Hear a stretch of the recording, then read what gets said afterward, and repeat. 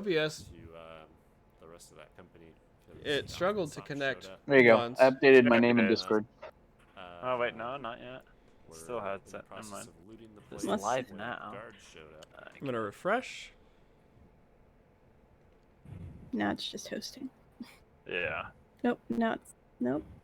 It was, There it is. I can see me. Okay. Oh God. So we're gonna mute this The stream. horror. The horror. Exactly. We're gonna pop out this chat. Oh, you got my free sub again.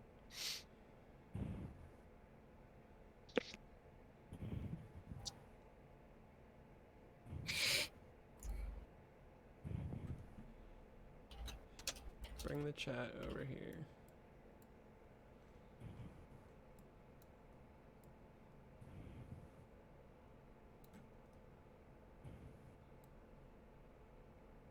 Okay, is anything like egregiously screwed up?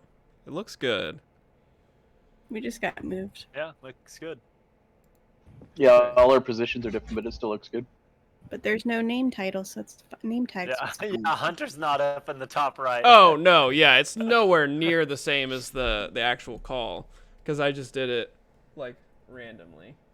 Yeah, no, I just mean like in the top right of the stream. Oh, So currently wait. Nacho is is the GM. Oh, okay.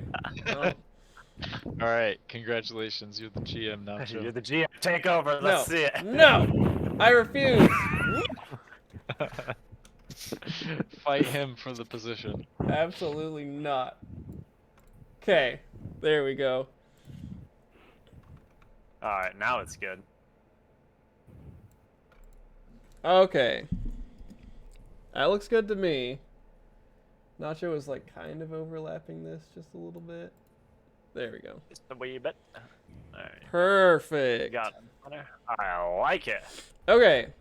So, and everybody flashes when they talk, right? I'm pretty sure I kept the border Kinda. for everybody. Should Yeah. be able to see. Yeah, I see it. It's not real like bold, but you can Yeah. still see it pop up. Sweet. Perfect. Oh, Nate, you have a little bit. So when we're all talking over each other, it'll be very confusing. Yeah. I have what, You Hunter? have a little bit of. Doesn't that happen every time, anyways? There we go. I still Yeah. can't hear you, Hunter. I fixed That's because everybody's talking while Hunter is I talking. like this. know. Okay, so now we're gonna disseminate some Whoa, links. that's a bad word. Demon. That is not a bad word. And actually, I need to do this on my iPad, or else it'll screw up the OBS. You can't use those bad words in my religious Twitch channel. My I Christian mean- Minecraft server. Yeah, I don't know if the official Zweihander Oh, RPG excuse me. counts. Ugh. That might actually work better. Okay, yeah, we're looking good. Look at us. Yo, magic white rabbit. I give my face the scratchies. Okay, so copy and paste that this might be- everywhere.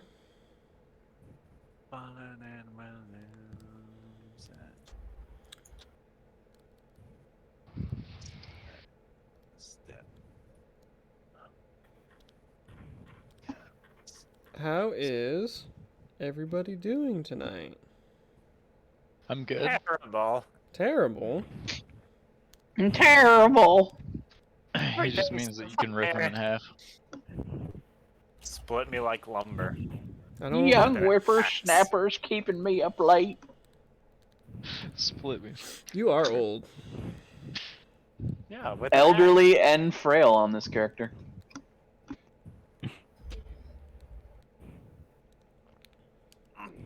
Come see all the heisty action. This is what Nate meant when he said. This is what Nate meant when he said that Hunter advertises 5 minutes before we start. I'm sorry. It's 11 minutes after we Yeah, start. this is after we started. He's cutting promos right now while streaming. I always wait till I to actually announce. Like I'll announce it throughout the day, but like I will send out a final announcement while it's on the starting soon screen. Yeah, and That makes I need to sense. get a starting soon screen for sure. Yeah. Okay. And we're gonna paste it Gotta in a get bunch more of followers to the discords Twitter and stuff. that are gonna yell at me. Hunter, I just need you to get good. I just Have you been need. active in them lately, Hunter? I have been, yeah.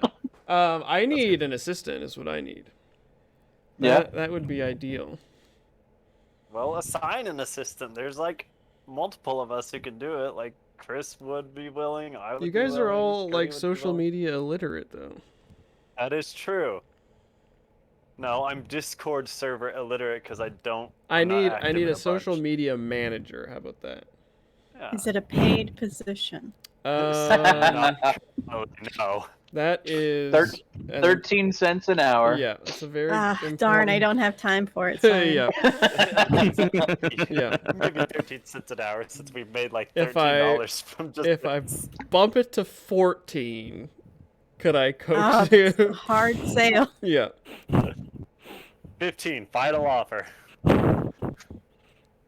You drive a hard bargain. Yeah. All right. 25 cents or nothing. No. 25 cents or Oh nothing. my gosh, you're killing me. 25 cents an hour. I'm not necessarily social media illiterate. I just don't. More than often inmates post. make. Okay.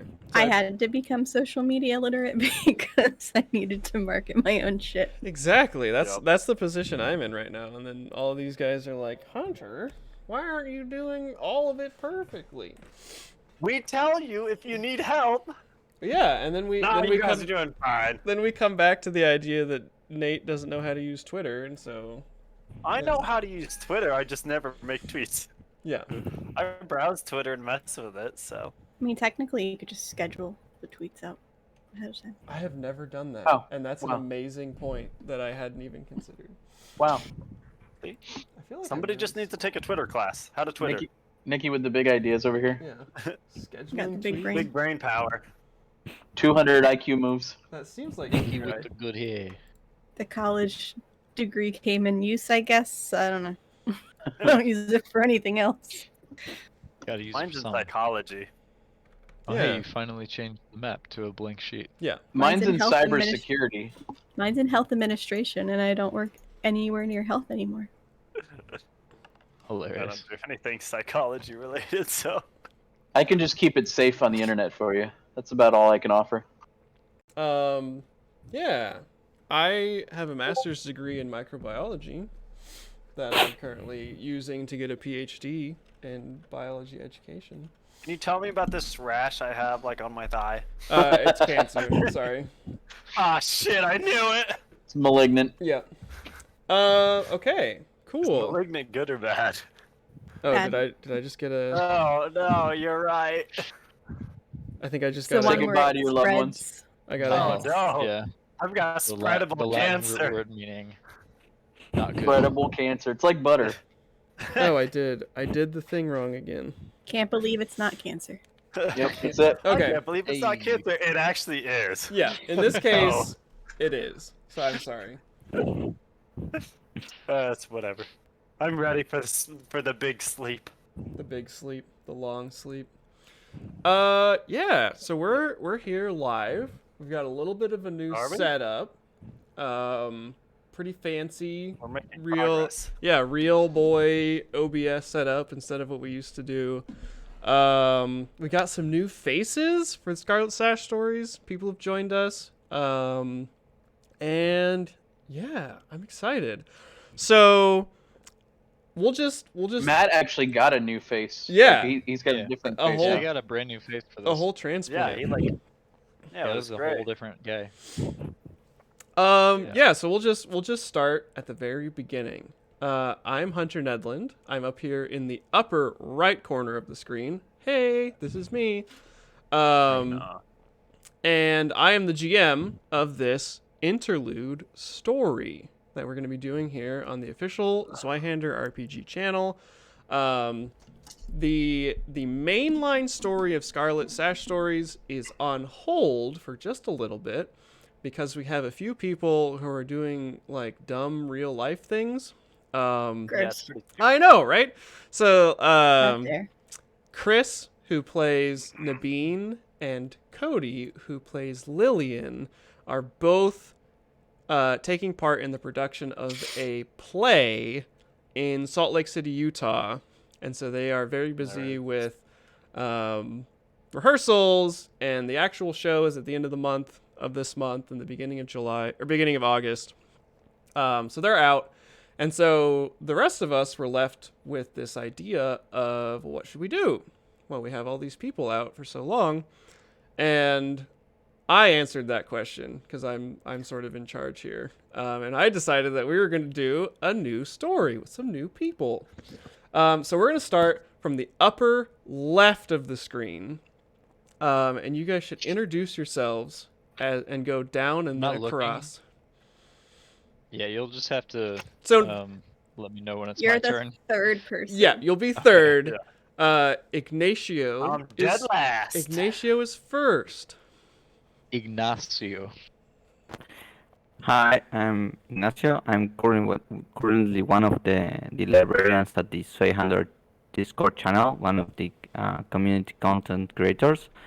And tonight I will be playing a smuggler. His name is Arnold, and he's an orphan, and it's going to be very interesting play. Yeah. And next we My turn? have Nikki. Yeah. I'm Nikki, and I am the host and creator of Beholder to No One, a D&D TTRPG podcast that has way too many shows and 2 new podcasts on the way. So, because I have no life in YouTube shit, and just look at my link tree or something. I don't know. And I'm playing Arissa, a gnome watchman who is turning to the dark side potentially. Ooh, yeah. Chaos. And now it's Matt in the bottom left corner. Hi, I'm Matt, otherwise known as Matt again. I play games with these guys sometimes. I'm playing Tenon Mossii, halfling pamphleteer, who's from around Boshek Tadberg. Yeah. And then in the lower middle, we have Topher. So some of you might know me. I play Hart in the mainline story, which is on hold right now. But in this prequel story, who doesn't like a good prequel, I'll be playing Nibis Farser, who is a elderly gnome beggar.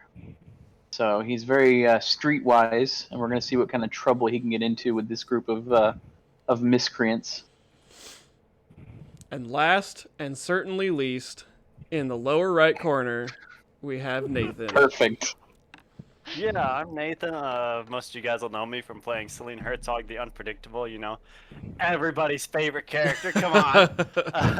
I'm going to be playing a much different character this time, not so much hedonistic, definitely much more of a nicer guy with I don't even know if I want to call it sadistic twist streak, but turns out he's good at being a jailer, so that's what I do. I am playing Morg of the Cold Savagery. Yeah. An ogre. He's a big ol' ogre boy, like 9 feet tall, Ogre 700 jailer. pounds. An ogre Bunch of Fall jailer. on half our People in party ogre. and crush them to death, poor gnomes and stuff. But yeah, so it'll be interesting. I'm looking forward to it. So Is there a move where you can chuck gnomes and halflings at other people? Absolutely. We're gonna make it one. Yeah. Because I have spears, so if We I just call it- hold a spear, you chuck me. Yeah, It'll gnome, totally work. a gnome You are the projectile. projectile. Yeah, that's the classic fastball special. Yeah. There you go. Cool. Yeah. What Uh, if you tied one of us to your spear and then let him throw it? Ooh. It would have to be a big spear, though. I don't know if I could hold it. Yeah.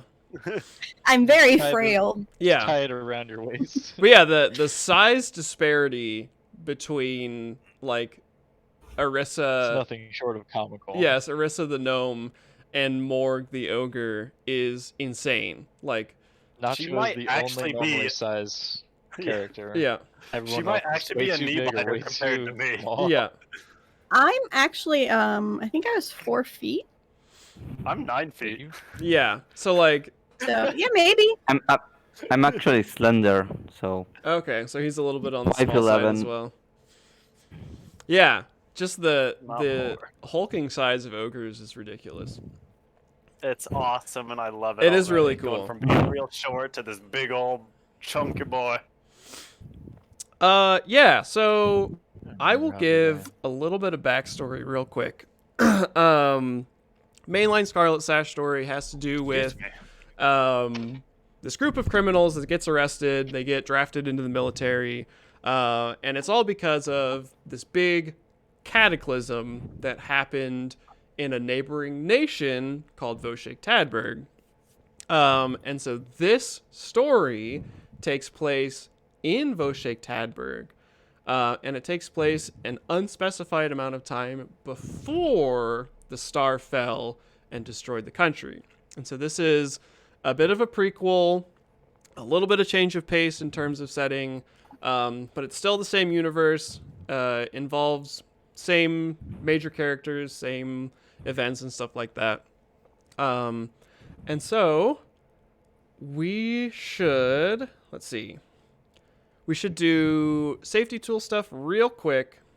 I know obviously Topher and Nate have been part of the mainline story for the whole thing, and we always do our little check-in, and we utilize the basic system that Grim and Perilous Studios publishes called Entreat the Darkness, which is basically like, what things do you not want to see, what things would you like to cover up, and what things are fine.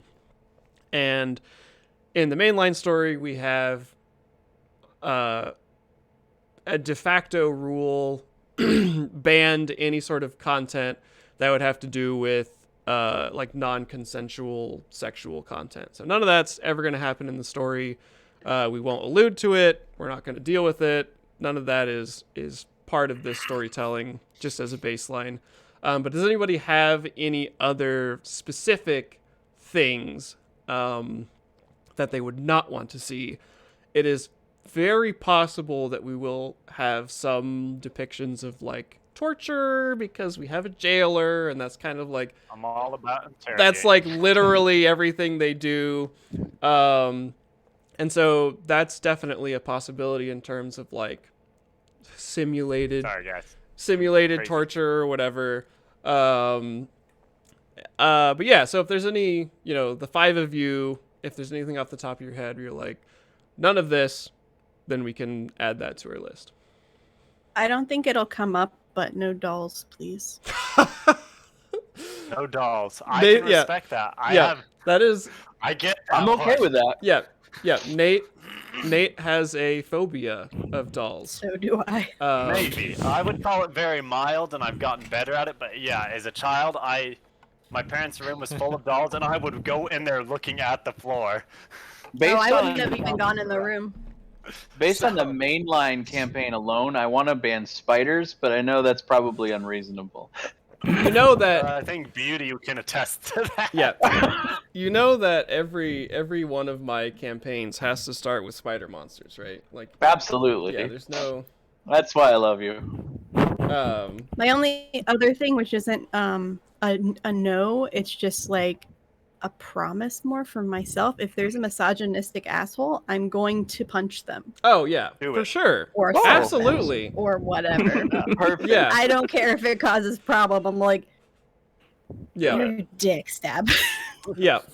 And we've had Morgan's a very much the type if somebody does something he doesn't like, he thinks is wrong, he'll teach him a lesson. yeah, and we've had a little I bit like of it. experience with that in the mainline campaign, where we do have a player character who is canonically like a racist piece of shit, and so Yeah. the other characters react to that in interesting ways, and it's always a good time.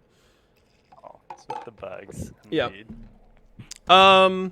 Cool. So if we're ready to start, then we should start. If we're good to go, then we'll hit the road, Jack, as they say. Okay. Welcome back. Oh, So I'm gonna play some music real quick. Set the mood. Yeah. So I found a lot of really cool royalty-free music, turn that down. and that is very fine. It's loud. really loud, yeah. Yeah. It's not loud to me. Oh, your master music volume level might be down. Yeah. That would be How's why. that I guess level? I could even turn That's it good. up more, and then I I'll just can't turn even it hear down that. manually. Okay. Yeah, I can't hear that. So we'll put it So- somewhere in the middle. So today's story, There. this Now I Friday, can adjust. and then the next 2 Fridays is all going to be the Interlude story. This self-contained group of characters, and the vibe that we're going for is a heist story. And so it's going to be a little Ocean's 11, it's going to be a little Heat, all of those excellent heist movies. And we're going to be emulating that a little bit. And so I found some interesting jazz music to kind of set the tone for what we're doing. And so our story starts at a wide view. So we are looking down upon the nation of Voshek Tadberg, the dual monarchy, and it has 2 capital cities, as in the past, it was once 2 nations that have united. And we are focusing on the much larger, much more metropolitan capital city of Saran Satsral. And I'm going to write that out. Big Star. Yeah. So this is Saran Satsral is what it's actually called. Oops, what did I do? But everybody calls it Big, not Bug, Big Sar. And that is where our story takes place. And this city that we're looking down upon right now is the largest city on the continent. It is this enormous Paris-like metropolis at the point where 2 rivers meet in this wonderful, fertile farmland basin between two mountain ranges. And over the centuries and thousands of years, it has grown and grown and grown to eventually just be this amazing, multicultural, multiracial, metropolitan at the center of the world is basically how most people consider Big Sar. And so it is winding streets going over hills and valleys and riverside walkways and every convenience that you could think of that a city might offer in the early gunpowder age can be found in Big Sar. And so we are looking down. There's a light rain falling across the city. It's a little noir in terms of mood, and we fly in to a busy. Oh, he's actually not in his chair anymore. I'm still here though. Oh, okay. I'm still here. We fly in Ghost. to a busy city street corner at the intersection of 2 major merchant. Oh, why is that not repeating? Please repeat. 2 major merchant districts, and standing on the corner, we see. And actually, you pronounce it a little bit differently. I was going to say Tenon. Tenon. Tenon Yeah. Mossiai. Tenon And Mossiai. yeah, he's standing on the corner and he is hawking his latest pamphlet. And Extra. yeah, shouting into the crowds, hundreds of people walking past him at any given minute. Giant carriages drawn by horses bringing goods into the city or taking things out. Stalls of every possible merchant variety lining the streets. It is just this cacophony of sound and sight and smells at the heart of Big Sar. And so, what does Tenon look like?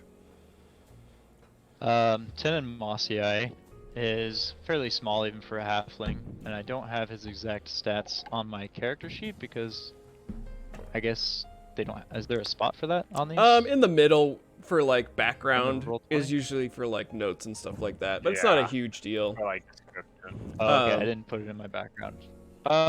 Fairly short. I think I'm about 3'10", 56 pounds, something like that. I'm small even for a halfling. Okay. Middle-aged, got red hair, dark forest green eyes, and a little bit of a drooping eyelid. You know, one of these. And he sort of got like a bit of a cabin accent. He sort of tries to enunciate the consonants a little bit. And he, as a child, was actually part of a traveling acting troupe who came through Big Sur when he was around 14 years old, and he was just completely ingratiated to the city.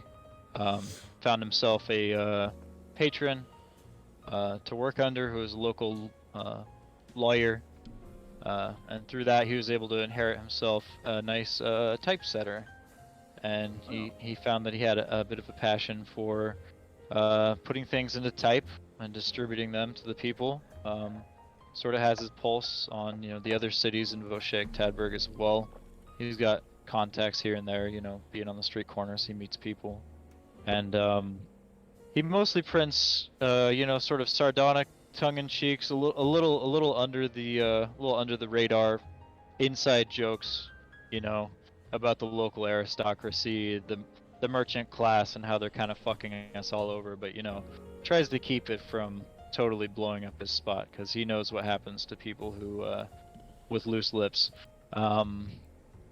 And yeah, outside of that, I've got a friend named Morg at the local jailhouse who he kind of helps me find contacts, informants, people who kind of might have some things on the inside, because he is a fan of my Penny Dreadful called Antiqua, and it is a fictionalized group of heroes, sort of like a comic book heroes, if you will, vigilantes who do good and bring down the aristocracy. Hell yeah. And in fact, Yeah. as we see Tenon on the street corner, he is standing atop a bound stack of pamphlets that he is in the process I'm always of trying to stand up on Yeah. anything that makes me look taller. yeah, in the process of selling and It's hard to be distributing noticed. his latest work of writing. What is it about? My latest Antiqua or my latest Either, whatever pamphlet. Tenon's selling right now. What is he just Well, written about? So my ast pamphlet is just kind of like a cheeky cartoon about one of the local aristocracy. Actually, it's the I want to say it would be like the Duke's sister. Ooh. Kind of got caught up in a little bit of a incestuous bit of gossip. Might be having spicy. affairs with one of the prince's children, Uh-oh. her own nephew. So, Now we're talking. So definitely So, things that the people want to hear, right? sure, yeah, things that'll make them laugh, things that they they enjoy knowing that it's something that only they know about. Yeah. So a small TMZ. Yeah. A So little when, bit, yeah, a when little we bit were that. building this character, that's sort of the vibes I was getting as well. Is this like Renaissance era TMZ, and I love it. It's awesome. Yeah. So you are standing in the drizzle, handing out pamphlets, taking the occasional coin and donation from Oh, passersby. thank you kindly, sir. And Extra. every so often you get a knowing nod from people that are maybe taking your writing a little bit to heart, a little bit too much to heart. Yeah. Maybe wearing like a cautiously hidden armband that denotes them as a member of the real Antiqua that you inspired among the lowborn of Big Sar. Big Star. And so you're handing things out. The crowd is passing you by. It's pretty early morning, just as the markets are opening, and a young man runs up to you, and you recognize him as one of the local street kids. Maybe doesn't have a permanent home or has been orphaned or something like that. And he runs Hey up to there, you. little Lucas. How are you, buddy? And he says, Tenon, Barry handed me this, and he said to bring it to you right away. And you recognize what the is name this? Barry as one of your contacts. He's a musician that plays in all of the top courts of Big Sar. He's in every Grand Wizard's Ball. He plays at the weddings of the dukes and duchesses and everything, and he is often one to pass you information on the goings-ons of the upper class. He's a musician, you said? Yeah, he's a violinist Yeah. with one of the Violinist. the Gotcha. premier bands that plays around Big Sar, and his group is the favorite among the rich and classy of the city. Sure. And so Yeah, Lucas runs What's the up, latest from Barry here? and he's got it clutched in his little hand, and he says, Tenon, he said, bring it to you right away. Don't stop for apples. Don't stop for cinnamon bun. I had to come here right now. Oh, there's a good little lad. Run along now. Get yourself an apple. And he hands you the note, and he like takes a step away, and then he kind of like looks back sheepishly, and he like takes his little hat off and like holds it out to you, sort of requesting. Yeah, I toss him a couple of coppers. And he nods and I've gives got a you, little bit of money. yeah, he nods, gives you a wink. He says, "Thanks, Tenon. See you later." Puts his hat back on, takes off into the Good crowd. now. And the note you Coins fall receive. all over the floor. Yeah, because well, he does it in one fell swoop, so that it actually like in his hair holds the coins to his head. Yeah. Yeah, if Um, you're smart, that's how you do it around here, because people will... Yeah, go they'll through pick your pockets pocket or with whatever. it. It's hard to pick your Yeah. hat.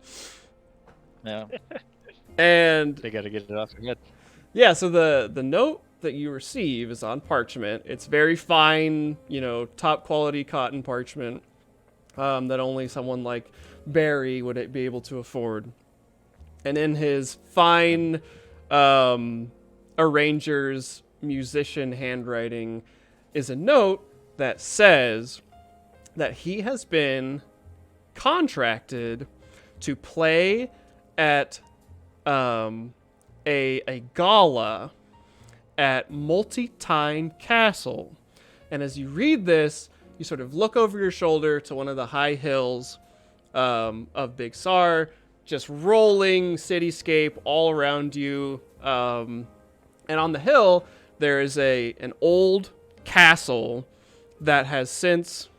I'm maxing out my audio just a little bit. 1 second. That has for as long as you've been alive, you have seen this castle being repurposed for some weird unknown reason. And they have built giant metallic like spines coming out of this castle, of the various towers of this castle. And it has since been Give me the name again. renamed Multi-Tine Castle. So like Multi-tine. the tines of a I get it. fork. Yeah. That is what everybody has renamed the castle since the renovation.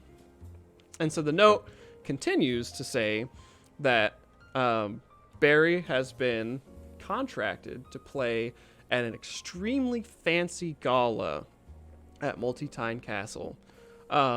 And What are you up to, Barry? the nature of the event is that whatever renovations they had been working on over, the last 50 years or so are complete.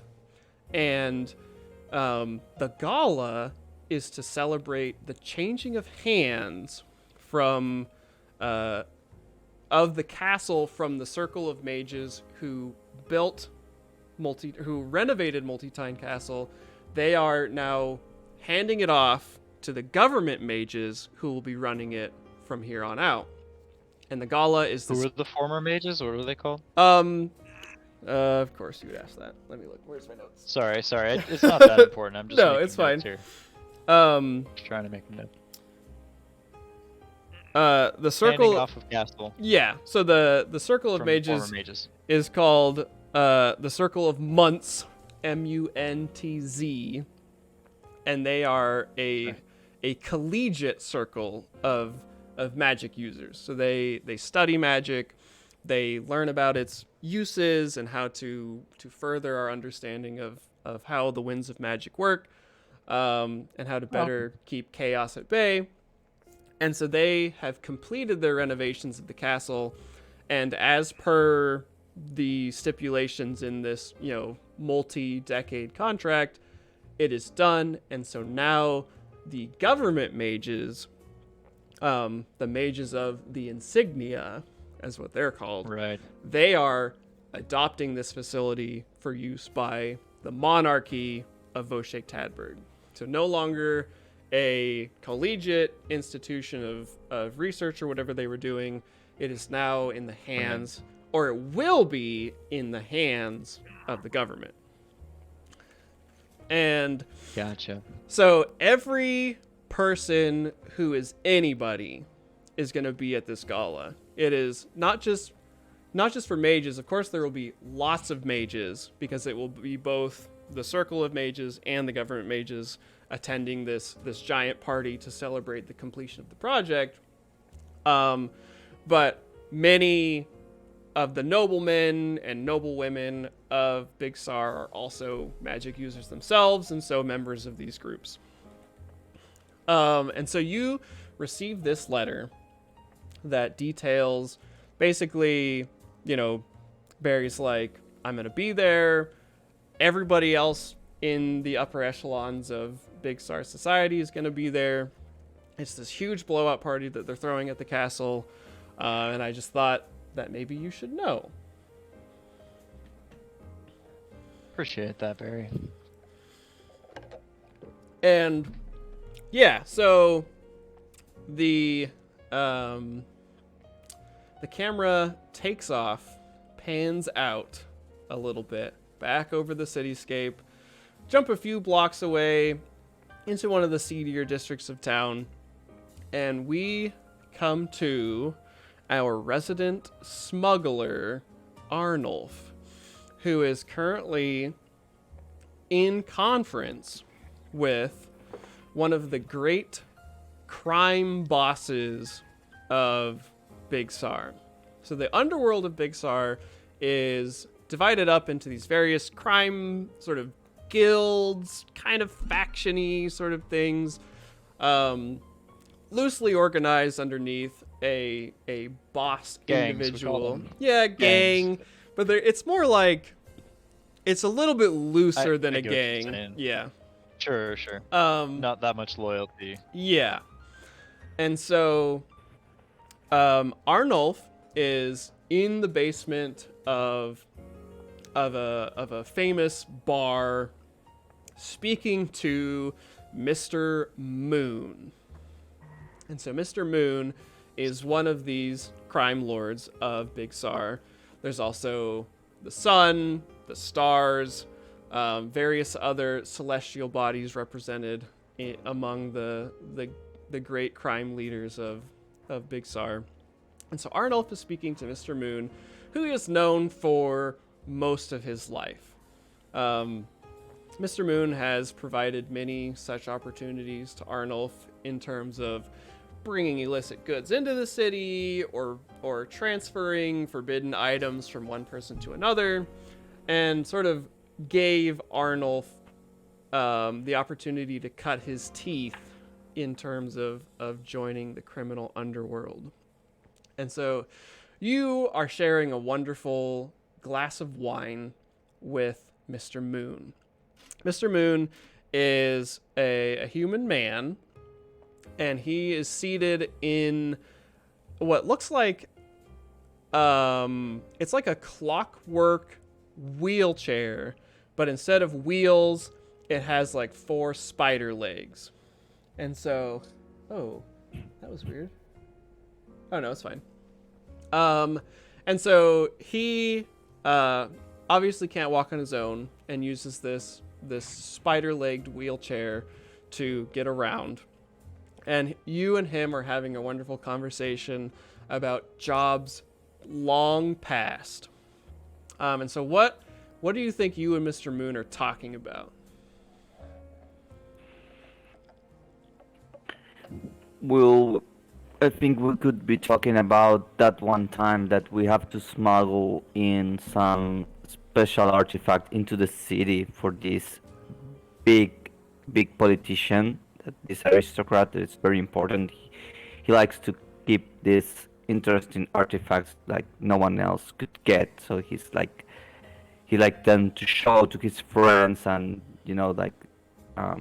talk about it and let it show that everyone that he has this amazing collection. So we were talking about that time that we have to enter through the sewer system, and then we will find about any trouble like Strax or some weird animal inside it, and we will have to escape. Barely we escape. Yeah. But it was a very fun time that we could skip sharing that.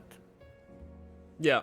And so Mr. Moon laughs as he remembers the ridiculousness of some politician wanting a private collection of rare artifacts just to prove that he has more money than the other politicians around him. And without any knowledge if the things are real or fantasy. Exactly. Yeah. So some of them obviously do have the artifacts are real or not. Yeah. Yeah, so some of them do have obviously magical potential or whatever, but a lot of them are just junk. It's like a rock that a child carved in their free time that would be picked up 100 years later. It's like, oh, it's this grand magical, stone of healing or whatever. And so you guys share your wine and your meal. You meet with Mr. Moon occasionally, maybe like once a month. And this is usually the time when he will bring you new contracts. And as you guys are eating, you hear the thumping of footsteps. And from a secret door that leads to the alleyway, a young boy runs in. And he has clutched in his hand a note. And he runs up to Mr. Moon and he says, Mr. Moon, Barry said to bring this to you right away. And Mr. Moon says, okay, Lucas, thank you so much. Here's a few silver. And he's like, oh man, silver? I only got copper last time. And he puts it in his hat, puts it on his head. And he takes Lucas off. is making the most out of all of us. Exactly, right? Just running letters. And so he takes Crafty off little back out the secret door. And Mr. Moon gently unfolds this letter. It's written on extremely nice, bone white cotton parchment.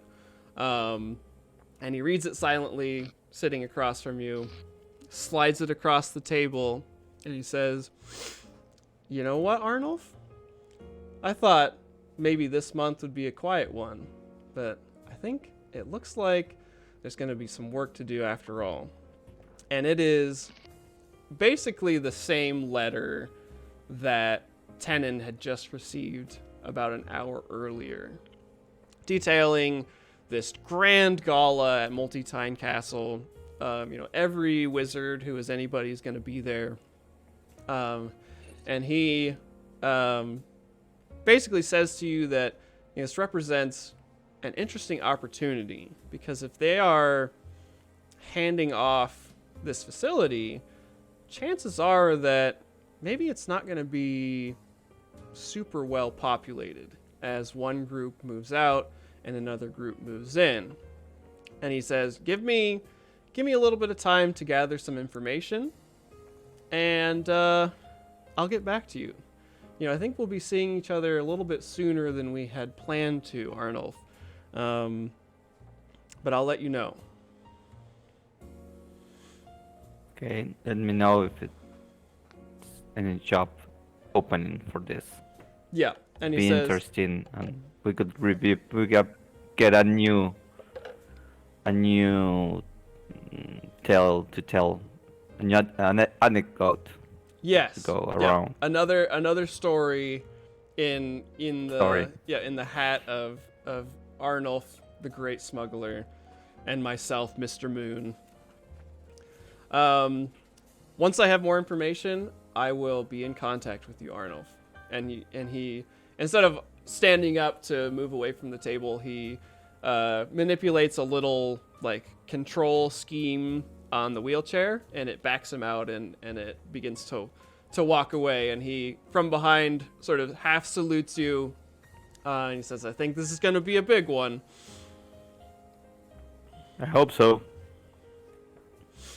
And so from there, we fly to, let's see how I want to do this.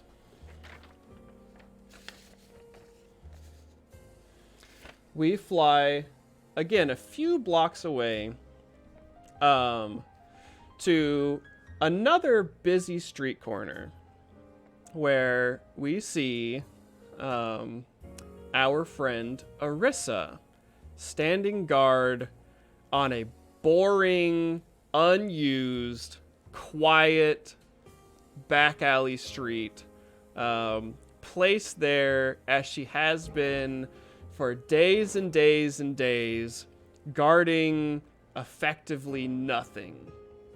Every so often, an old crone will come tottering by as she walks to pick up some flour from the market or something. But it is quiet and boring, and you are joined by your friend, Jan, Jan. Jan Glasser, also a gnome, stands beside you as the two of you guard this corner ever vigilantly. And Jan lays his spear down, sits down on the curb, kind of puts his head in his hands, and he's like, "You know, Arissa, I get the feeling that maybe they're giving us the shit jobs on purpose." Well, probably. The only reason why I'm here is because my mom and dad are in the freaking military, too. And he's like, "Oh, I don't want to be here, you're one of those kids." unfortunately. Do I look like I should be a guard? I mean, come on. The And- suit, I'm swimming in this suit of armor. Yeah, and Jan is like a little bit bigger than you. He's like, "Yeah, I mean, at least it's a paycheck, right?" Yeah, but have you ever thought, now this is just hypothetically, but have you ever thought how much those people make that get caught? Like, think about how much they make. You mean the Those people thieves. the people that we haul in? Yeah. They make so, like, the people who get away with it, they make so much money. We make coppers. Coppers. And Jan's like, "I mean, I don't know if I've ever seen a gold piece." I've never seen one. I think I saw, no, I did see one. I think somebody was paying with it at some bakery one time and just started yelling when they didn't have enough change for it. Oh, yeah. It would be, it would be like someone to pay with gold at a bakery to get angry about it, right? Like, you go Yeah. in there. They only bought it. They bought one piece of bread. That's it. That's all. They bought a loaf of bread. That's all they bought. Yeah. It's That's like, worth a copper. yeah, it's like, how much could one piece of bread cost? Like 5 gold? Whatever. I don't know. Maybe it's just time for me to just try something new. And as you say that, something catches your eye as you see a young boy go running past, full tilt, hat jingling as he runs past. And he doesn't stop to talk to you, unfortunately. But Jan, Jan notices, and he looks at you, and he looks at Lucas running past, and he's like, well, I guess it's up to us to decide if a, boring, steady life is worth more than a exciting, uncertain life, right? What if I went undercover though? Undercover? Think about it. You think the captain would go for you going undercover? We just don't tell the captain. You just make sure he thinks I'm here whenever he comes by once every 3 weeks. Tell him I'm in the bathroom. We'll never know. And he kind of like appraises you a little bit. He's like, are you talking like going dirty? No, of course not. I'm talking just like, seeing what it's all about, finding out more information. Yeah, I mean, Maybe making a little money and sliding you some at the end of it. I don't know, maybe. well, you caught me there. There was one of those sentences in there that I really liked. Was it the catching the bad guys part? I think it was the catching the bad guys It was part. definitely the one about upholding social justice and ensuring the status quo. The No, law. the one where you pay me some money at the end is the one that I'm interested in. You know what, Arissa? I think I could maybe do that for you. If you're looking thank God, 'cause for I need to get this dude off. if you're looking for a little side gig, as long as you're not, I don't know, summoning demons or whatever, I think I I don't know how can. to summon demons. I don't know. I've never been a criminal before. I think you're thinking of wizards. Wizard, criminal, Mages? I don't know. mage. I mean, If I find out, I'll tell you. All right. Well, maybe as long as there's some coin in it at the end, I think I could cover for you. All right. Well, I'm just gonna go put this in a bag behind the building. Just keep an eye out for it. And I'm just gonna go change at home. It's just easier. and Jan's like, all right, yeah. I mean, if a gang of ruffians comes down this alleyway and tries to mug a little old lady, I'll come calling for you. But I think it'll be a few weeks before anything like that happens. Do you think we're gonna be posted here that long? and he looks at you. She just sighs and walks away. Yeah. And he doesn't even answer. He's just like, the face says, I know the answer. Of course we're gonna be here way longer. She'll take her helmet off, and so she's like 4 feet tall, not even, and super, super thin, like frail almost. Yep. So the armor that she's wearing is meant for a gnome, but it's meant for like a bulkier gnome, because most of the time they like to eat a little bit more and put on a little bit weight, but she can't put weight on for her life. Yeah. And she has very messy brown hair and brown eyes, and eventually she will change out of that armor and slip on some like leather pants and a nice crop top and a jacket. Okay. That's her normal everyday wear. And she's just like, oh my god, this is so much better. And she's just like rubbing her shoulders. Yeah. And so as Arissa considers her life choices, the camera pans out and we are again above Big Sar. It's getting into the late morning, 11-ish. The drizzle has lightened up. And we find ourselves in a tall jailhouse tower. And at one of the tallest cells sits I always forget which one you are. It's either a halfling or a gnome.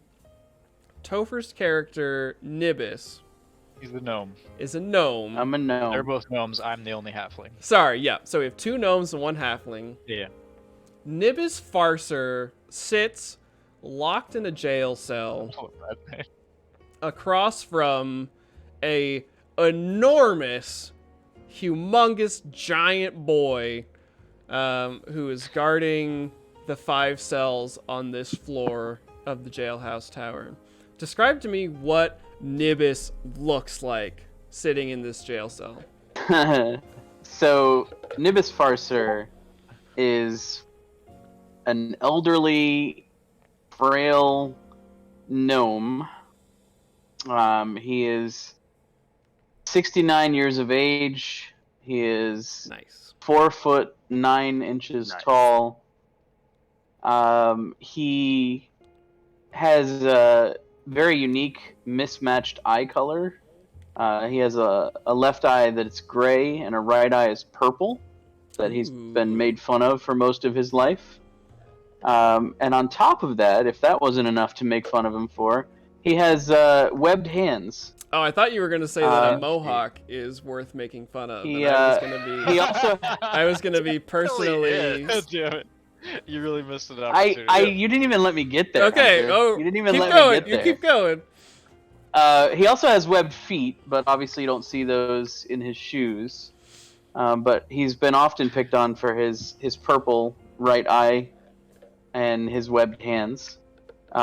He is very fond of his spiked ginger mohawk, As he should much be. to the chagrin of everyone that knows him. And he's just kind of a grumpy old man at this point. He grew up in a family of hard laborers. His father was a craftsman. They had a family business, and he worked long hours helping out in the shop. But at some point, there was an aristocrat who didn't take very kindly to his father, and made it his life's mission to basically put them out of business. And Nibis worked different odd jobs here and there. Could never really find good work. Didn't really have the skill with the craft that his father did, and for many years now he's basically lived on the street as a beggar, making ends meet, getting food where he could with a few copper coins here and there. But he's obviously done something now to land in this jail cell. Yeah. So... And he's kind of just sitting there contemplating his lot in life. So Nibis sits. Oh wait, we don't want to play those at the same time. Let me turn that down just a little. Jail cell music, yeah. Is that Trap still and push. audible? Vaguely. Yeah. Okay. It's pretty quiet. I don't want to be too loud. So yeah, You Nibis. can probably always turn down your master volume and roll 20 too. I can control each song individually. Yeah, but if you go to like my settings, there's a master music. Oh volume yeah, level. I don't yeah. know if So that you guys should affects use that. master music, and I will sort of toy with it on my end. Yeah, I um, have been. So Yeah. mine's So maxed right now. So Nibis sits in a jail cell, and across from him is his jailer, a man. I'm not sure if you guys have spoken yet, but Nibis has been in jail for about a day. And across from him is an enormous silver-haired, is that right? I believe it was just gray-haired. Gray-haired ogre man named Morg. So give us a brief rundown of what Morg is like. So Morg's an adult ogre male. He's about 9 foot tall, 726 pounds. Probably got a much bigger, probably reinforced stool for him to sit on. Anything else he might break. He's got fair skin for an ogre, gray hair, and he's got ice blue eyes, which very well matches his Wendigo blood he has in him. Other than that, like, he's relatively muscular for a big guy. He's quite husky. So you would have this information. What did Nibis do to be arrested and jailed for this amount of time? What did Indecent Nibis exposure. do that day? Indecent exposure. Right, Nibis. You gotta stop choking people just 'cause they make fun of your mohawk, okay? You can't go out there doing that. I've been around for far too long to put up with people's shit. That's fair. Look, I get it, but if you're gonna do it somewhere not in the streets in public where 20 people can see it, you know? Take Give a me- back alley. Give me my garrote back and I'll do it to you right now. Nibis, you need to tone it down, okay? Take it easy. Don't make me go get Jeffrey. Whatever. And you're like half his height and easily like less than 1/7 his weight. And you're threatening this giant ogre. And so as you two glower at each other, you hear coming up the steps the pounding of small feet, and bursting out onto this floor of the jailhouse tower, Lucas comes running in and hands Morg a note. And this one is a small piece of parchment. It's not fancy or anything like that. And Lucas says, this is from district jail up the road. This is who you're supposed to be letting out today. And it's written in scrawling, barely legible hand of some guard captain at the district jail.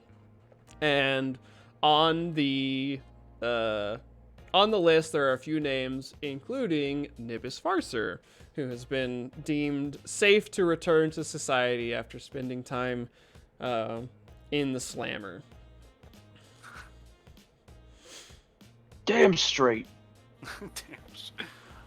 Thanks, Lucas. I appreciate it.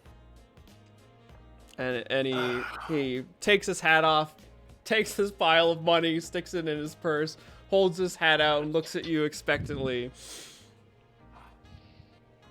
Lucas, I ain't got much to give. I got other things to take care of. I can't often give you money. Sorry, lad, not today. And Maybe next time. And he nods knowingly, puts his hat on, and he says, I just thought I'd check. They pay me at the other end too, but it's always nice to try and to play both sides, if you know what I mean. Smart thinking. You keep that up, you'll go far. And he looks to Nibis, and you actually recognize Lucas. He's one of the sort of noteworthy street kids in this area of town, as he is a messenger boy and runs these notes to all kinds of different people, and is kind of famous among the messenger boy community, I guess, for his skill in navigating the alleyways and secret passages and buildings of this part of Big Sar. And so he says, "Oh, Nibis, what got you in this time?"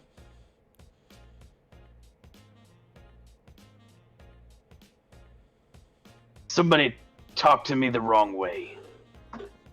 Choking people again. and he Enough of that, though, Lucas. Have you seen that chap with the pamphlets? Has he got his new issue out yet? And he's like, "Oh, you mean Tenon, right? The Yeah, one that's always shouting on the street corners." Yeah, I just talked to him. He has some new material out today. He was standing on something. I didn't stop to look, but he got a really nice letter from somebody too. Good. I'll go see him. Yeah, and so I really like what he's putting in those pamphlets. and I can agree with you. There's some good stuff. Lucas is like, "I sure would enjoy them if I could read, but I can't. So unfortunately, those are just scribbles on paper to me."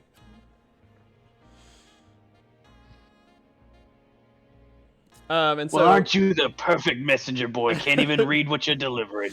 and he like pauses, and his face kind of like is like deep contemplation. And he looks at you. He's like, I never thought of that. Maybe I should learn to read. I think that makes him a better messenger boy because plausible deniability Exactly, on what's yeah. on the paper. Yeah, I think that's what that's Yeah. what Nibis was getting at. He should charge more. Yeah, right? Well, I can't read it. Well, So that's I can't why- tell nobody what I saw. Exactly. I can't read. It's double now. Yeah. And so yeah, he sort of has that realization of like, oh, maybe that's why I get so much business. And he says, well, Mr. Morg, you have your message, and Nibis, hope to see you out on the streets again, not locked up here. And he takes off down the stairs again. And so yeah, the note that Morg received does indicate that Nibis is to be released, upon receiving the note. There are a few other names on there of people who were, like peeing on an aristocrat's carriage or, things of that nature. So all very petty stuff. And so it is release time at this southern jailhouse tower. And so Nibis, Morg unlocks your cage, your cell, and your stuff. Anything that was on you is being held in the little evidence chest, and you can grab it at your leisure. Were you strangling someone with the garrote, or were you strangling someone with your hands?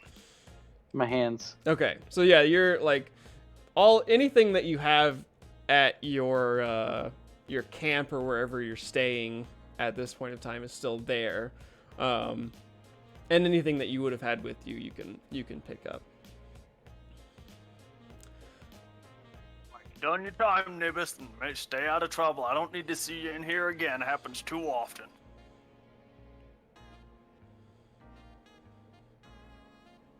Stay ugly, Morg. What I'm good at. It's not very nice. Yeah, so you are free to go. I'm sure there's somebody back at your camp that you need to go check on, right? There's some things I need to go get, and since I'm against the aristocracy, I want to go check out the latest issue of Tenon. Okay, the latest Antiqua pamphlet. Yeah, whatever he's got going on. Yeah, so let's do that. We will follow Nibis as he leaves the jailhouse tower and makes his way to the corner that he knows that Tenon is always at. I'm going to use the restroom real quick. If you guys want to go ahead and start, feel free, and I will be right back. Yeah, so it's like noon. Tenon is still on the street corner. Donation hat or donation tin a little bit fuller. Stack of pamphlets a little bit smaller. And he's calling out the latest news. Be right back. I'm gonna sneak over his way. Got a noontime deal for you folks, half off for only the hour, for only the lunch I'm hour. gonna sneak over while he's talking to people, and I'm gonna snatch one of the pamphlets and post up about 10 feet away from him in the corner. Start reading damn it, Nib, I swear to fuck. You think I can't see that? I know that's you, you little fucker. Where are you? Come out. You got some good shit here, Tenon. Oh, well, help yourself. You little codger. How was the slammer? One of these days I'll strangle the right rich, pompous ass And to then I'll death. never let you out. Yeah, you're right. You will. You'll strangle the right fucking wrong one, won't you? Serves them right. Yeah, you're lucky he was lowborn, that's all I had to say. Oh, what's the word in the jail? Did you learn anything? Meet any new friends? Just stared at that ugly old ogre for a few hours. Oh yeah, how's Morg? He got some weird note. Let me out. I don't know who said that I could go, but I'm grateful. Huh. That's uncommon, I have to think. I don't know, I've never really been locked up that often, but Got out faster than I usually do. That's all that matters. hey, good for you. Good on you. Do we see anybody else walking down the road? Around this time of day? Hunter's gone. He went to the bathroom. I don't know, where's chatted up while he went. where's to the bathroom. where's Arissa off to? I guess if it's noon now, she'd probably be done changing and like walking down the street. Walking the Trying street. to It's just, lunch like, hour. I'll try to sell you a blend pamphlet. in. Extra. Street walking. What's Excuse me, this? miss. You there, the gnome lady. You're a strong reader. Yeah, I read all the time. Oh, you do. What would you like to Yeah. read my newest Penny Dreadful? Antiqua? You heard of him? Oh wait, you're a guard, aren't you? No? No. Haven't I seen you around before? No. Okay. Well, here, the first one's free. Which hand one you- do I use to lie to you about that? That's fair. Guile? I don't know. I think it would be. Well, is there guile or subterfuge? There's I'll no just go ahead and believe subterfuge. you because I don't really have a very good eye She for could gnomes. she You could know, I don't guile wanna him be or racist charm him. assume If she that has. just because I saw a gnome that looked like you that you're the same gnome that I've seen. So I'll just hand But- you the first pamphlet for free. Okay. I will read it. Do I know that person? I don't know. Oh, Or that so thing. is both Nibis and Arissa just happened upon Tenon, and he said, "You look like a guard," and she And says, she's "No, I'm just not. like- I'm not a She's guard." just like, no? Oh, and he's yeah. like, "Well, take this Antiqua pamphlet, then I guess." yeah, so like Tenon, basically you looked at her and you were like, maybe I've seen you before, but definitely without the like the uniform, the armor and everything. Right. It's sort of like a fleeting thought of like, oh yeah, maybe There's a lot right. of gnomes with brown hair and brown eyes. yeah. Yeah, her being a gnome, I don't want to, Yeah. He That's stopped fine. himself before he started getting racist. you know? Yeah, I mean, you don't want to Exactly. stereotype.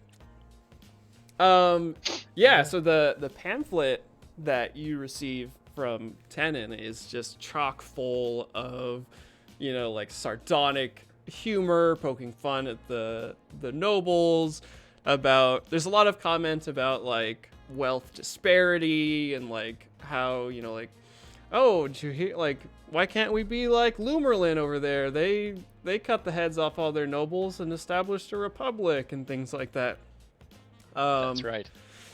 And yeah, so this is probably. She's just like nodding along to it. She's I was like, gonna yeah, say this is And- probably and- a make and little. more Nibis- money.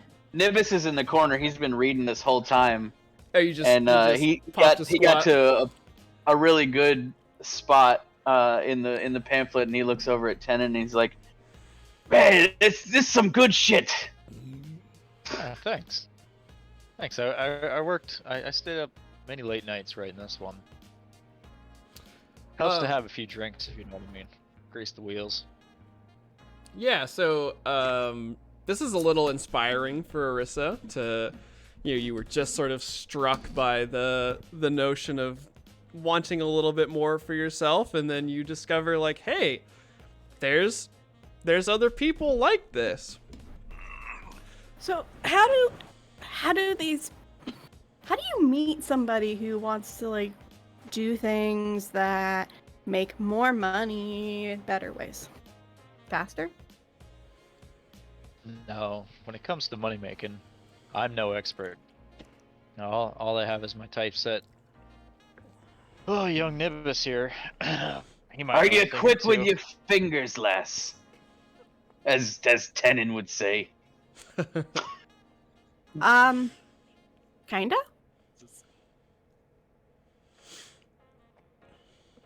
There's always something to be said about picking the pocket of a good noble. Oh, there's a lot of heavy Like- pockets, yeah. She kind of goes pale for a second when that's mentioned, but she tries to cover it up. But she's like, "Oh, yeah, definitely done that." I'm a crime fan too. I totally do all the Yeah. crime. So as those three are standing on the corner discussing, Arnulf, you are, I'm trying to think. You'd probably still be in the area. You would have finished your meal, your wine breakfast with Mr. Moon.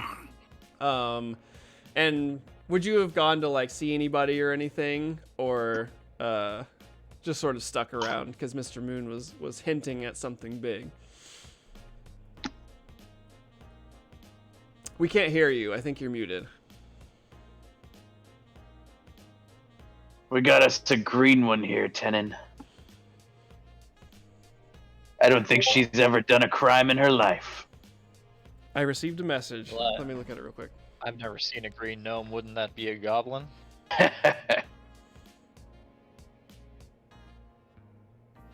I know all about crime. Okay. We still can't hear Halflings you. think you're so funny. Oh yeah. What's going on with Nacho's mic? We heard him earlier. Yeah. Mhm. I was wondering, is it the You're inline? yourself- Is it the you're on inline mute? mute?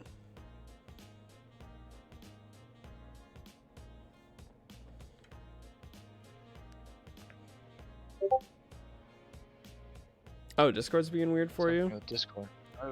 Oh, Try leaving and coming back. Yeah, it'll mess up all of our cameras for a second. Oh no, it did it again. Okay. It changes the order. Yeah. Can you That's hear? great. part of that has to do Yes. with alphabetical order and Okay. names. Now we're here. Yeah. Sweet. Perfect. There we go. Yeah. So Alright. where is So Arnold? I will. Okay, I will be in the tavern. Okay, so you're waiting for Mr. Moon to come back. Yeah, Um, I will be watching Mr. Moon in the back and in the front. I will be in the tavern taking drinks, Okay. seeing if I see any interesting girl around there. Oh yeah, because you're lecherous. Try. Yeah. Oh, Oh. So unfortunately, it is like noon, so the bar is only really populated by the sort of grungy regulars who come to drink during the day. And so you And that one cute wench that works behind the bar. not even that. It's just like Oh, damn. it's just you know the You don't mess. You don't never mess with the girls that serve your drink. That's true. That is That's a true. That's wise.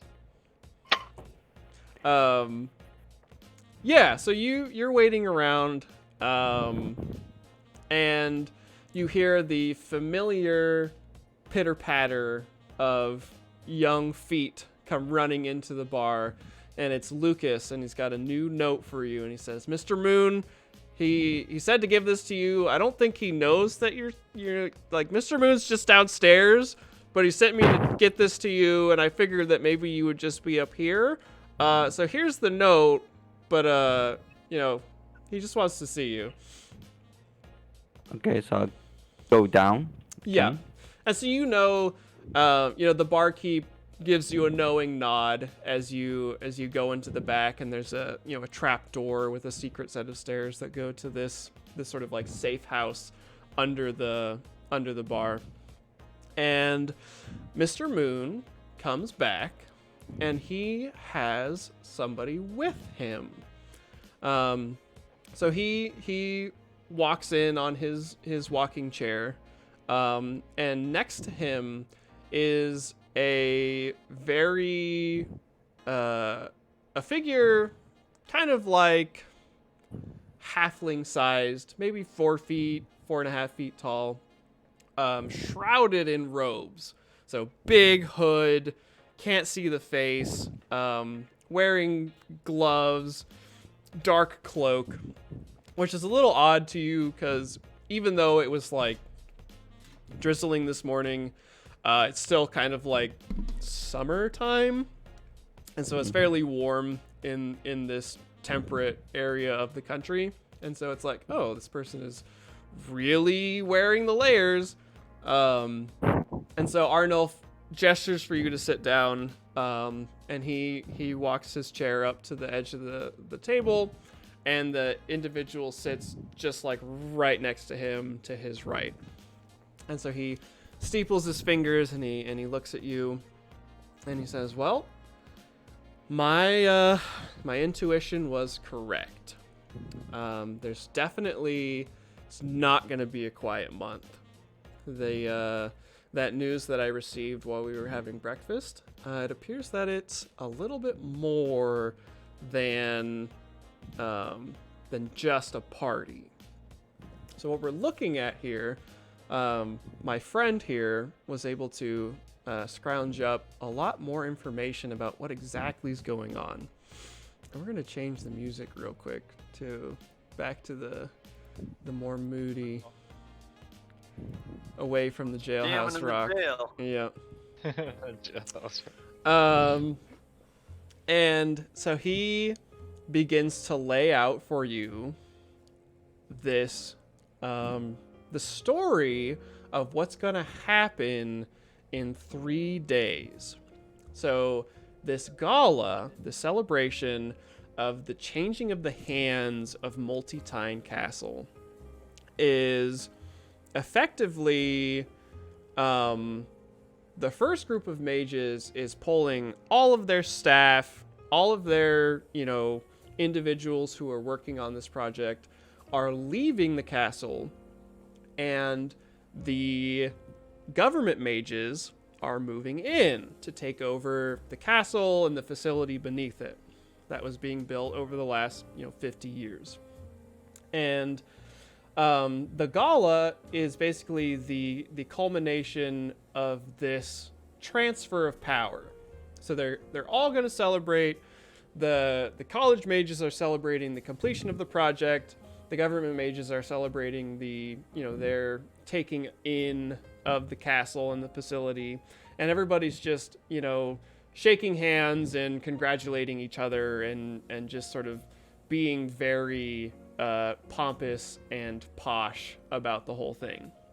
And so Mr. Moon goes on to describe that on the night of the gala, everybody who is anybody in both of these mage institutions is going to be at the party, and the facility beneath is going to be effectively vacant, as the first group has moved out, the second group has not yet moved in.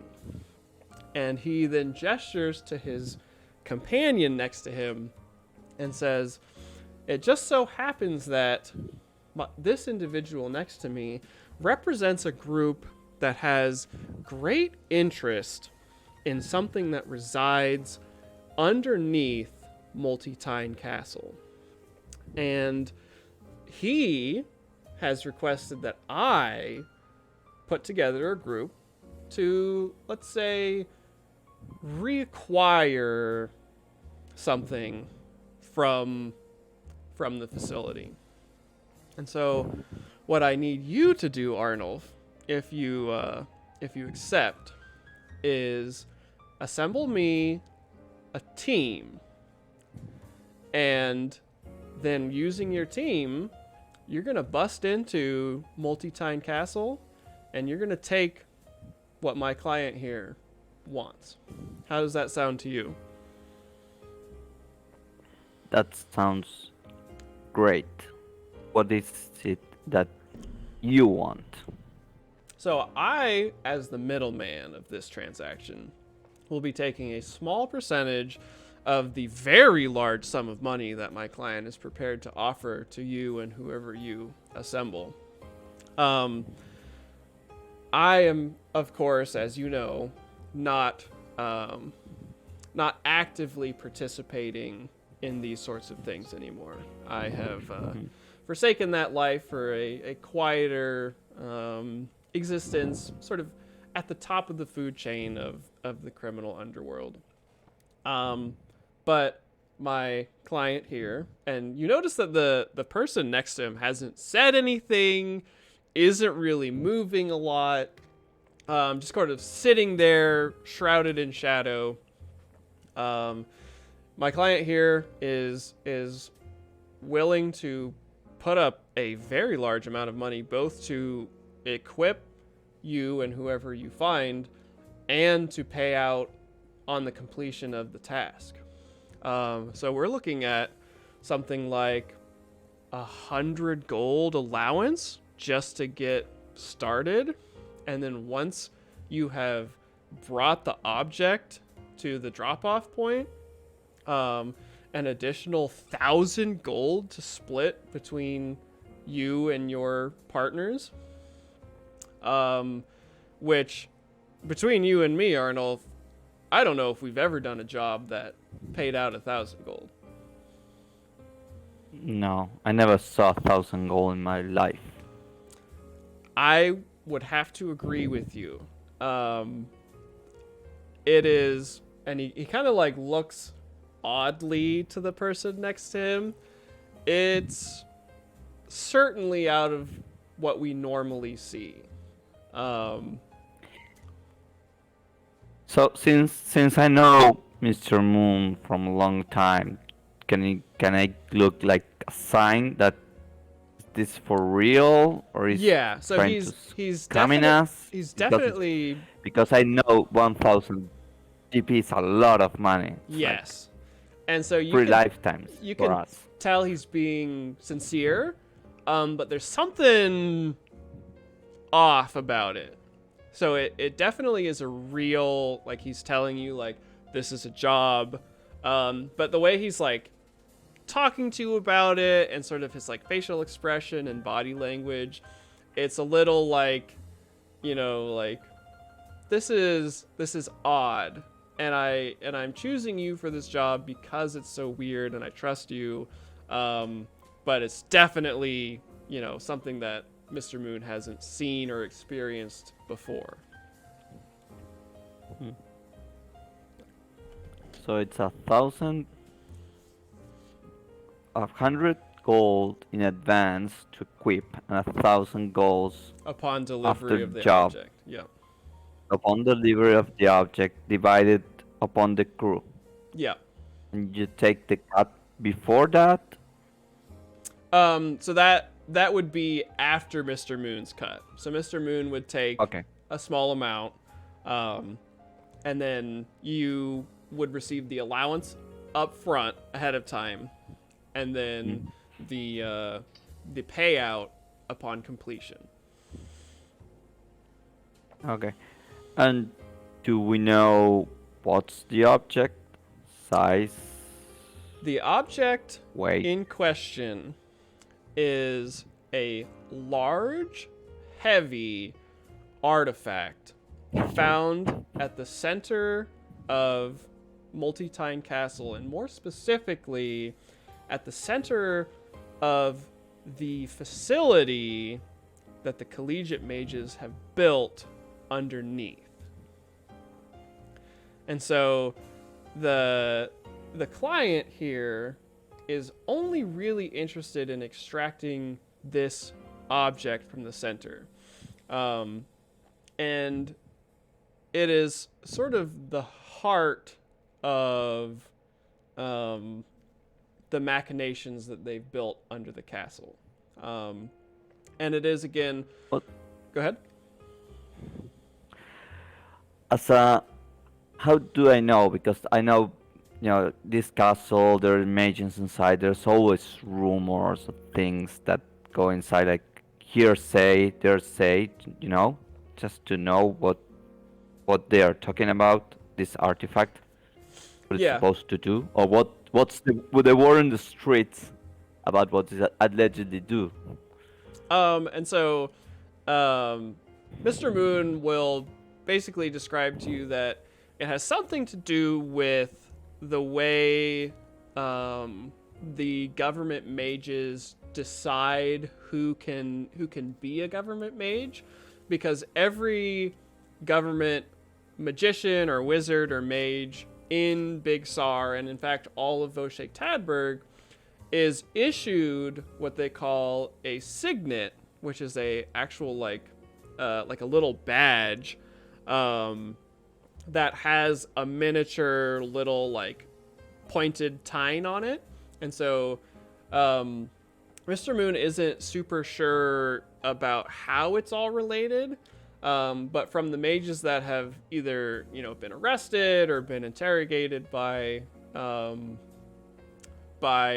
the people of Mr. Moon's crime organization, those signets, the badges that the mages get, basically makes it so that they can do magic at a higher level without the associated risks of like channeling power or those sorts of things. And so it really like symbolizes the power of the government issued wizards and magicians in Voshek Tadberg. And so somehow this process is related to what's at the heart of Multitine Castle. And as he's talking about this, the person next to him actually like pulls out a piece of parchment from their robes and a quill and begins drawing a very like detailed schematic drawing of, when he slides it over to you, is what the artifact looks like. And it's basically this big it's not like, if you think of what an encyclopedia looks like, it's that shape, like a rectangular prism, but it is inset with like gears and levers and all kinds of like machinery and pipes and tubing and wires and conduits. And so he slides that to you to show you like, this is what I want, but he doesn't say anything. What about his hands?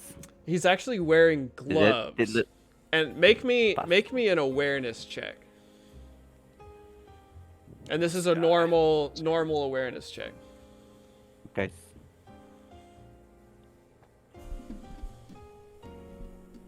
Nice. So Good first roll of the night. you notice that as he slides it over to you, on the glove, it's clear that the thumb and 3 of the fingers have fingers in them, but the pinky finger of the glove is like limp. Like there's nothing in the pinky finger of the glove as he slides it over, and it actually kind of like creases under the glove as he pushes it across to you.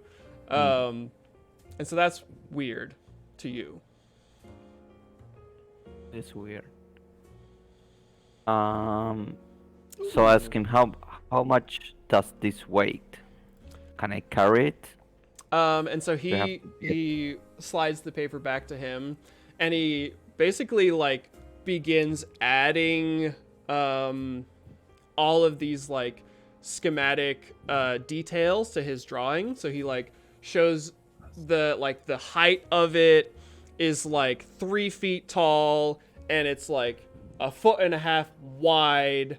Okay, wait. 3 feet is a yard. Yeah, so it's like Okay, so a it's yard 1 meter. tall, yeah, a meter tall, and like half a meter wide, and then another like 2 meters like deep. So it's like a big rectangle kind of shoebox looking size. And he writes underneath it that it's roughly Almost like a sarcophagus. Yeah, kind of like in my head I'm picturing like a big ass book, just like but all mechanical on the inside. Hey, we got raided. Thank you for raiding. Oh, snap. Yeah, welcome to our show. We're just getting into the heistiness of it, and it's the mystery is slowly being laid out. And so intrigue. He writes beneath it that it is roughly roughly 125 pounds, which would be, let me just convert it to kilograms. 100. How much? 100. 125 pounds. Okay, so it's roughly 60 kilos. Yeah, it is 57 kilograms roughly. And he makes sure to indicate, like, he like circles the number and puts like 2 question marks next to it to show that like it's somewhere around this weight, but we don't know specifically. Okay. It's heavy and it's big. Big. So I need a big and strong person to carry it. And Mr. Moon will nod. He's like, it looks like you're gonna need some muscle. And is this like object? It's just put it on a pedestal. It's like just sitting there, or is And so attached he'll to other things. Yeah, so the shadowy figure again begins adding to this picture that he's drawing. And he draws like a circular pedestal about like a foot beneath it. So it's not touching the pedestal. And then he draws sort of like rough circles sort of like around it, but also not touching it. And so then he draws like arrows sort of pointing to the empty space that shows that it is apparently in some way suspended within this chamber as part of this machine in the heart of Multi-Tine Castle. Do we know of this? Do we know of any magic? I'm asking you, Hunter. Do we Okay. know that there's magic protections or anything like? You know, It is safe if to I know, assume. if my yeah. character know. Yeah, so your character, having lived in Boshek Tadberg and been in Big Sar for most of your life, you know that the country as a whole is much more magical than the surrounding countries. Sort of, kind of because these signified mages of the government can do these greater sorts of magics without risking, chaos manifestation or any, like, all of the negative effects of magic are sort of lessened when they receive that badge. So the badge is some kind of like focus or something that helps the mages of Voshek Tadberg do greater things. And so in result, the country as a whole, like the chair that Mr. Moon is using is mildly magical. Like, it was created with the help of mages. It probably runs on like Witchstone or something like that, which would sort of be unheard of in the other nations surrounding Voshek Tadberg. And so it's, especially in Big Sar, you see sort of vaguely magical things all the time. You see like airships flying overhead, these kind of mechanical contraptions that can power themselves or function on their own. And so your character would be, as you're hearing this, you're like, okay, there's probably gonna be some kind of like magical protection. It's obviously it was built as like a research kind of facility first, but they're gonna have security for sure. So I ask this person if he knows if anything magical around it that could stop us from getting it, or an alarm or trap or anything that's magical that we normals couldn't see or couldn't detect. Yeah, and so he basically begins writing out on this parchment where he drew everything. So I want to try to see if I could hurt him so he can scream, like move my feet and kick him in the leg or something like that. So I know that if he can talk or He's mute. Do simple melee. We'll just do a barehanded attack under the table, and do it at +10 because you're sort of sneak attacking.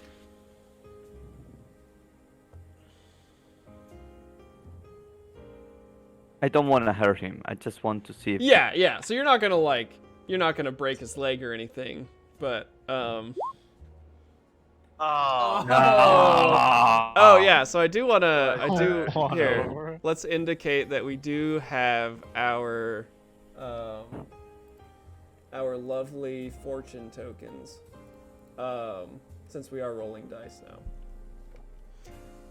1, 2, 3, 4, 5, 6. And actually, I really hate that they're not all the same, so we're gonna delete those.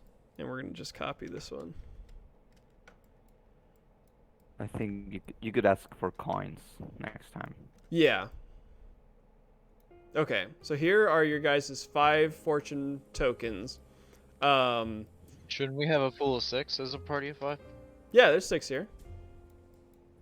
Okay, sorry, you said 5. Yeah, sorry, 6 tokens. Drunk. So if you want to re-roll it with fortune, you may. But you don't have to.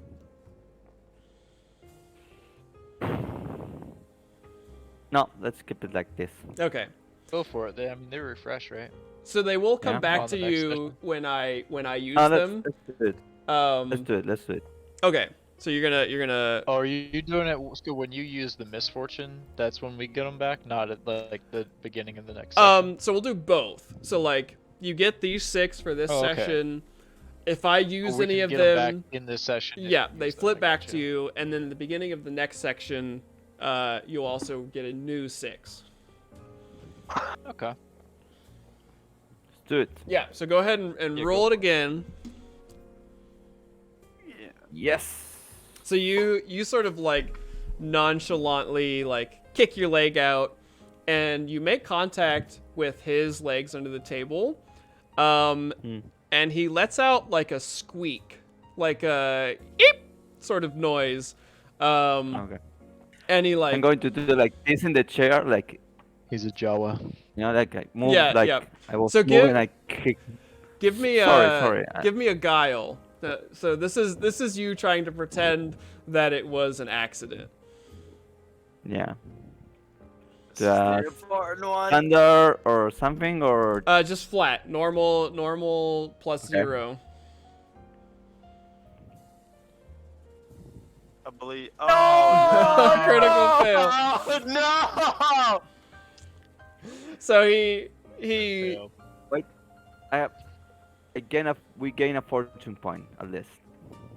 Oh, to when you critically fail? Yeah, when I critical fail. Wait, show Oh, you it. get another fortune point back on a crit? Yeah. Yeah. Anytime I generate a critical Oh. failure after rolling 300, automatically Wow. add 1 Oh, fortune you point. just to the add fortune point. one. Your second roll of the game. Nice. So now there's 7. That's strong. Let's screw it royally. That's awesome. Yeah, so Huh. so you kick him and he lets out like a squeak and drags, like he takes the parchment and pen back, and like you can tell he's like looking at you. And you kind of like give him the little like, "Oh, I was just adjusting." And he talks and he says in a weird kind of like rasping like a rasping voice, he says, "I had hoped that I wouldn't have to talk. It's easier for all of us if I remain as anonymous as possible. But I see that you're curious, and I can respect that a little bit. If you have any questions about the nature of what's going on, it's better to ask instead of trying to force my hand."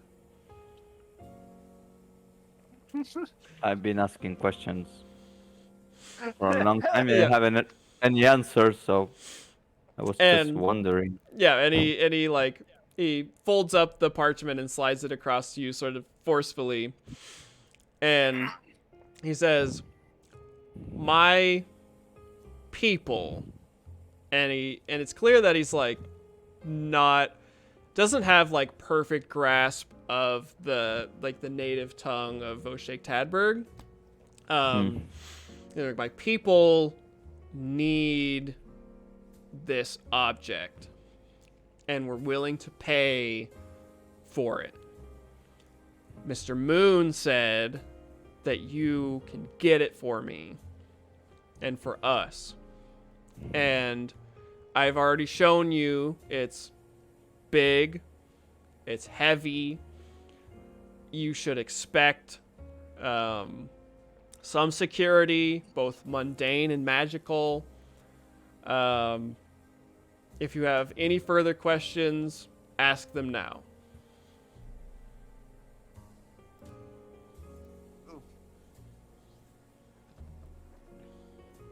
Do you have any additional information of the castle? I can, given enough time, get you more information. If that is something that you and Mr. Moon decide you need from me and my family, and you notice family is kind of a weird word to say in this context, we can get you a little bit more information. Okay. I will start assembling the crew, and I will need to know where is the drop point. Once you have, and this is Mr. Moon. Mr. Moon says, once we have our group, we have our crew, we can discuss the details a little bit more, and you'll receive the money up front to equip you and pay for any services that you need. The gala is in 3 days, and that is the only window of opportunity in which all of the important, powerful mages will be busy, and the facility itself will be effectively vacant. And so we're a little crunched on time, but I trust you, Arnulf, to do what you need to do. We can do it. We have done much more difficult tasks And with Mr. Moon, less time, he kind of laughs a little bit. and He's we like, are here. Yeah, he's like, I don't know if I agree with you on this one, but I definitely admire your confidence. I think you can do it, and just think of 1,000 gold, even if you split it. That's retirement. That's Yeah. buying a villa up in the hills. That's making money off your money, living the life, taking care of the people you need to take care of. I think this is an amazing opportunity for you. Yeah. This will help anyone set for life. Yeah. So And so Mr. Moon begins writing on a piece of paper, and he basically, he's like writing out his recommendations for, like the crew, because you and him have worked together before on various jobs. You've had other, co-conspirators and things like that, and he's like, here's my assessment of what's going on. You're gonna need muscle. This object, this artifact, it's heavy, it's like big and ungainly. You're gonna need somebody to physically move it. the guy is still there. Yeah, so he's still next to Mr. Moon. Okay. And he keeps writing. He's like, we're gonna need some more information about what's going on at the gala. We're gonna need somebody. Someone who knows Yeah. aristocrats. We need somebody, or- somebody who's in the know on like the who's who and what's going on with that sort of thing. We're gonna need somebody who knows the streets, because there's potential instead of infiltrating the gala, we could try to take advantage of some of the catacombs and tunnels that run under Big Sar. I know that some of them connect to the castle, but I don't know the current state of them. We're gonna need somebody fairly unassuming to potentially do recon of the castle itself. Someone who can be there and not be noticed. And Someone who has to be there. or someone who can be there ahead of time, like say tomorrow or the next day, to look around, get a sense of things. We're gonna need someone who knows. Yeah, obviously you, Arnulf, are pretty well ingrained in knowing where to get things, knowing who to talk to. But if we can find somebody who can act as a go-between between like the black markets or anything like that, while you guys are acquiring the necessary tools, that'll be important. So he finishes off his list with a flourish. I don't have names for all of these things, but I do know somebody who can get you started. And he writes Tenin Masiai on the on the bottom of the paper, slides it over to you, and he says, when you've got who you need, come back to me, and we'll get started. Okay. Well, let's get going. And for the sake of brevity, you guys have already set up like the perfect scenario for this almost. Can we just say that you, Arnulf, know where Tenin usually stands on the corner? Like this is like a not like a household name, but a guy who is loud and often, being punished by various nobles. You know where to find Tenin on the street corners, hawking his wares. So I'll go to his corner. And so the three of you salute. Yeah, so you salute Mr. I Moon. salute Moon, salute the other guy, and that's it. Yeah, and so when he starts talking to me, can I see his face or anything? give me an awareness like plus 20. Or not plus 20, minus 20. Awareness minus 20. I thought Yeah. minus. Yeah. It's very difficult.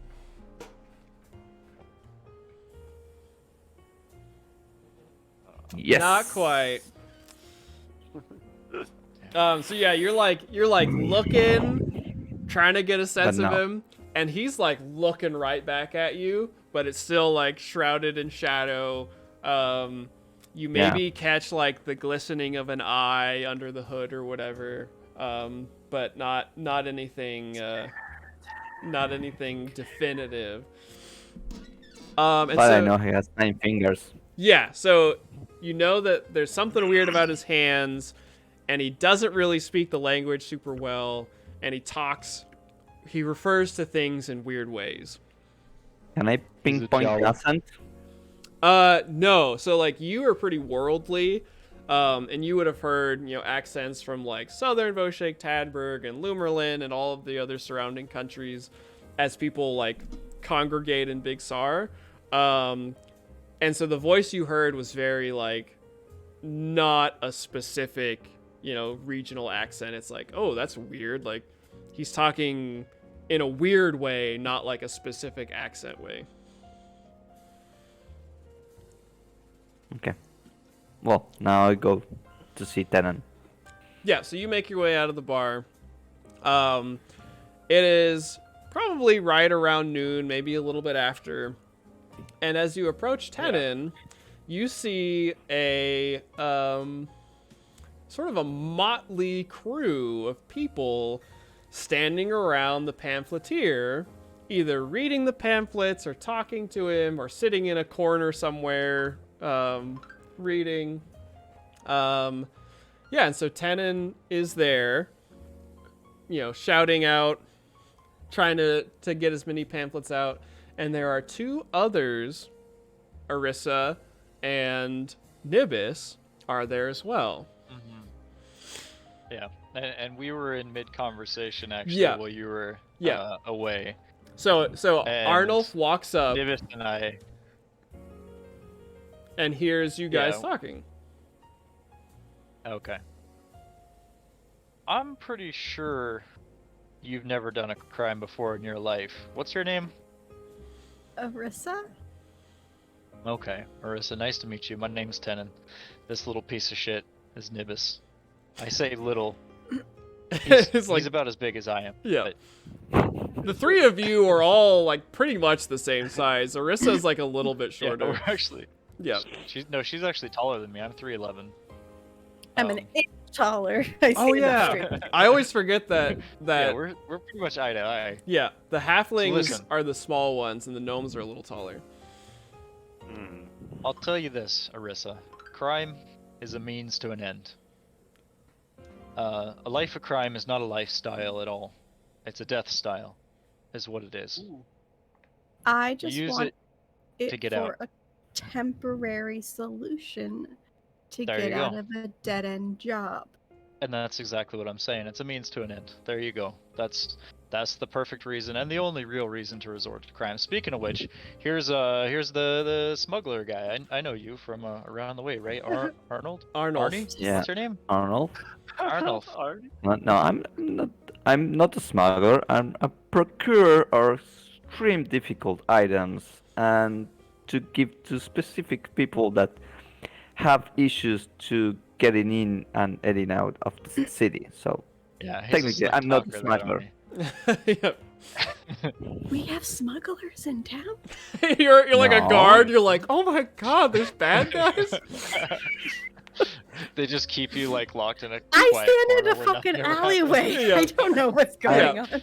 Import, export, expert. Yeah. Yeah, Okay. he knows where to find things and how to get them there if you need them. Yep. Well, how you doing, Arnie? What's Fine. the news? Lieutenant, how are you doing? I'm not so bad. I got a letter from little Lucas this morning. There's some kind of a gala happening up at the palace. Yeah, I need to talk about that. Oh, really? Did he Yeah, come to visit you too? yeah. Can we speak Oh. for a moment? I'll watch your papers, and I just go sit on the papers. No one's going to steal that thing. Ooh. worries. They're very interesting. They're very interesting. I want to have a guardswoman and another mean-spirited little gnome bastard standing around. I'm not a guard. I love the like sincerity. Like, I'm not a guard. Like, why do people keep saying this? Like, It's I so mean- weird. I mean, Head in job, yep. I can cluelessness. roll You walk. guile. Probably fail. But Anyways, yeah. Nibs, you keep an eye on her. You keep an eye on him more so. I'm gonna have a word with Arnold over here. you look familiar. Just made a nips. It's pretty recognizable. So, Yeah, go ahead. Very recognizable. so I've been talking to Mr. Moon. And There's you- Oh, Moonface. Yeah, you Some know, Mr. Moon for sure. The name, at Yeah, least. I'm aware. Yeah. I'm aware of them, all of them. there's a very interesting job offered for a very specific crew. Yeah. Okay. So yeah, I might need your help getting the people I need. Okay. What kind of So- it has to do with the gala? Yep. Yeah, We're and supposed to enter the castle and export something out of it. Interesting. Very interesting. I'm definitely Wait, gonna What is the start. something? Sorry, go ahead. What? I was gonna say I'm definitely gonna start using the word export as just a euphemism for stealing Right. things. Yeah. I love Yeah. that That's that cool. double meaning. Like, let's just like export this real quick. Yeah. Sorry, go ahead. Go Um, on. What is the something that we're exporting? No, I could show you later, but first, it's something big and heavy. Well, I'm not that So big or heavy, and we you're not will that big or need. heavy. No, I know, but we need to find someone big and heavy. Someone that could carry something big and heavy. Hey Nibs, you know anybody big and heavy? You should ask that fat, ugly ogre at the jail. Oh, the jailer. What the fuck's his name? Morgue or some Yeah. shit. We were just talking about him. So nice. Okay. Morg's really nice. You should. I'm Oh. sure he'd help. Wait, you know Morgue too? Yeah. No. I need Yeah, no. also. I'm just going with that. She's just a really bad liar, even Yeah, though her yeah. fellowship is actually pretty decent. Yeah, Yeah. I like that. I'm digging it. You're good at lying about certain things, but the fact that you're a guard is just I mean, really apparent. She's very nervous. You can be very personable and still be a bad liar. That's true. That's Yeah. fair. That's true. Okay, well, we we'll find also- somebody big and heavy. Yeah, we also need someone who knows the aristocracy and their in and outs. So, I was thinking about you. I know. Yeah. Yeah. I do. I know where they come and go, anyways. I know Yeah, where and they are sometimes. we also need people that doesn't stand out and might know the area, the streets, over and underneath it, like catacombs towards. And Nibis, give me an eavesdrop check real quick. Plus 20, because you're just like right there. They're like standing over you, basically talking about this. Yeah. Well, and I have a crop ear. I'm hard of hearing, so sometimes I don't know how loud I'm talking. Yeah. Oh yeah, easily. Oh, man.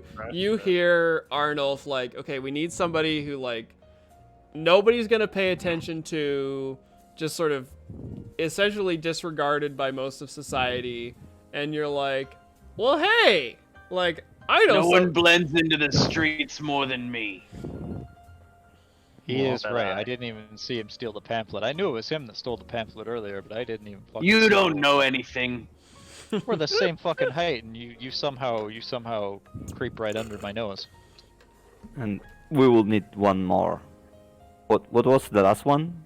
The so Somebody who can.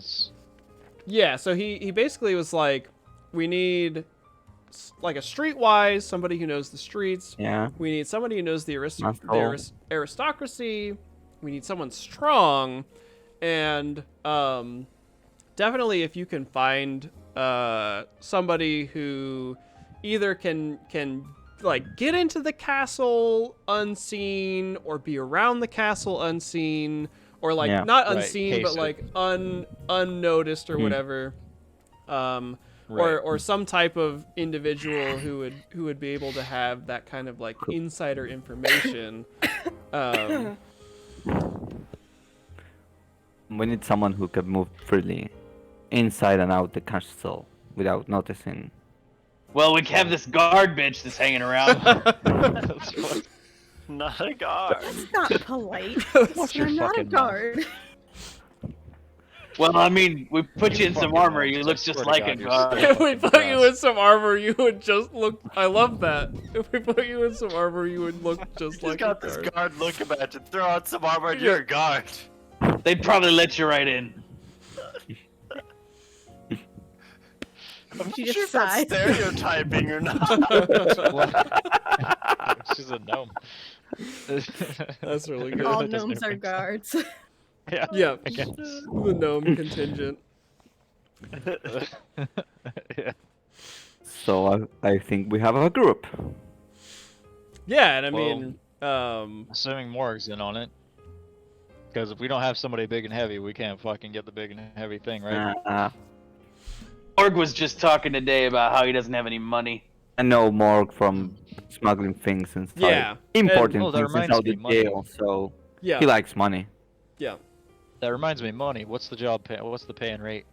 Well, I'm paying close attention now. Yeah. let's gather everyone. Speak about Alright. the payment and what are we Huddle up. supposed to. Yeah. Well, we just need That's Morg here, Morg. right? I can run down Yeah. and get him.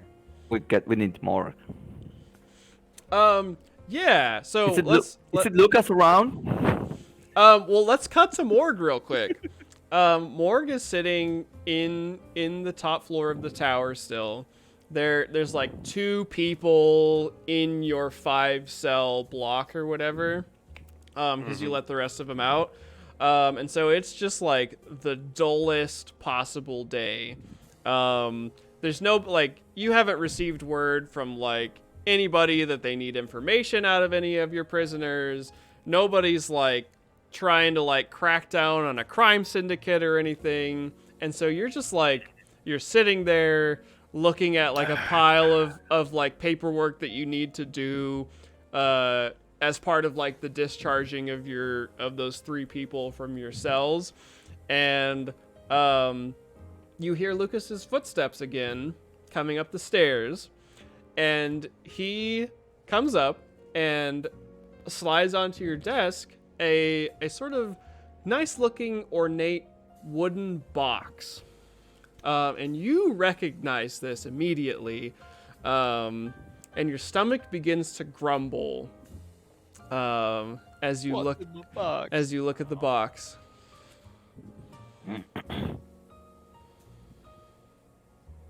He'll just kind of, what's that for? And You know, like not even looking at Lucas, just like staring at the box. yeah, and Lucas says, "Well, your mother thought that maybe you wouldn't get much for lunch today, and so she had me come by with this box for you, and she already paid me, so you don't need to worry about tips or anything, but she wanted me to bring this to you. So looks like it's a busy day here," he says, as there's like 2 people just sleeping in cells, and you sitting there at the desk or whatever. Oh yeah, right busy. Let off, damn it, Nibis and the others, and these 2 are just over there. I think one's asleep, the other just rambling. Yeah, so he says, "Well, hope you enjoy your lunch," and gives you the nice salute and takes off down the stairs.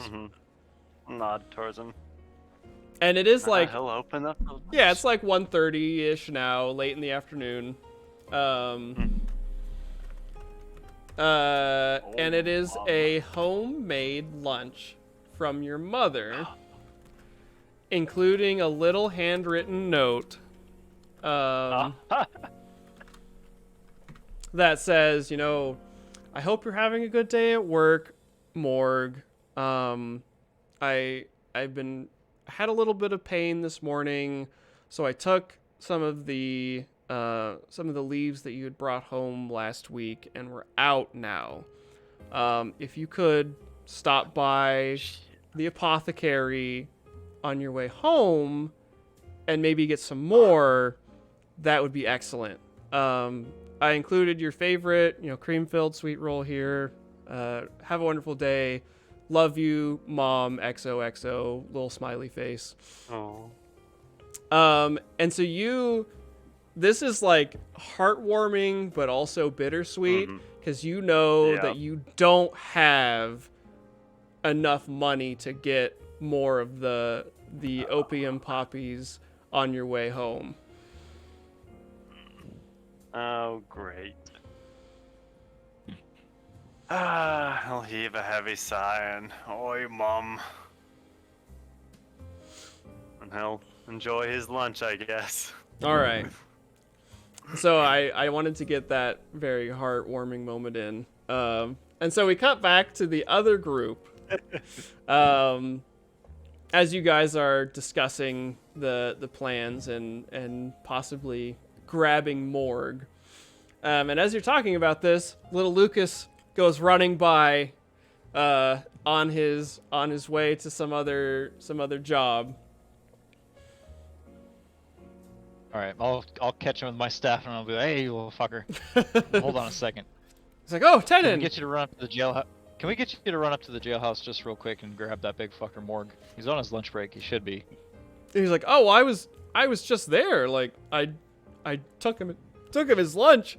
It's gonna, I don't really backtrack a whole lot on my routes. If you've got like, All right, we'll go get him off with you. he's like, I can do it. It's just gonna be a little bit as he's like jogging away from you.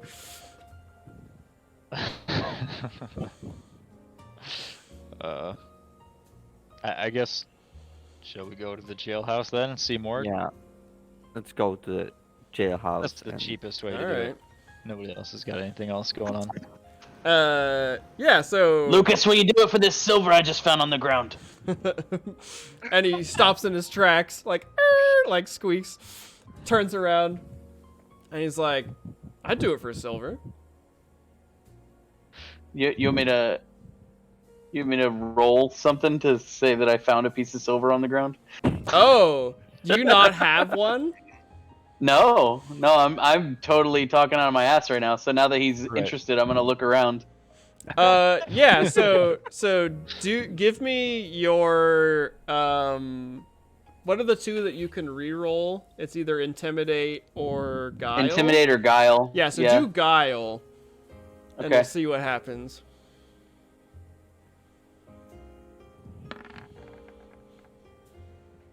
Oh, nice. Oh my gosh. Yeah. So he comes running over and he's like, "You okay, Mr. Nimbus? Like, where's the silver?" And I hand him a shiny piece of metal that appears to be a stamped coin, And he kind of like looks assuming at that it. he hasn't seen a silver in a while. Yeah, he looks at it Silver. and he has seen silver before. But he's like, "Oh, this must be one of those other country coins that everybody's talking about." "Thank you, Mr. Nimbus," and he takes off running towards the jailhouse. Yeah, so Perfect. not even like 20 minutes later, Lucas comes running back up the stairs. Again, this is like the 5th floor of this tower, and he comes up and he's like, Time he's been there today. "Mr. Morg, What are you doing back, Lucas? there was like," Hey, you got stuff to be doing. he's like, the guy that was here, he was like in that room, and he's like trying to catch his breath. He's Mr. Nimbus and Mr. Tannen, and there's like people who want to see you where Tannen's selling his pamphlets. They gave me this really cool coin to come and tell you. So, if they want to see you.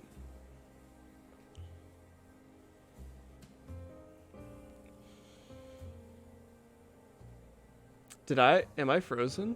Uh-oh. Uh-oh.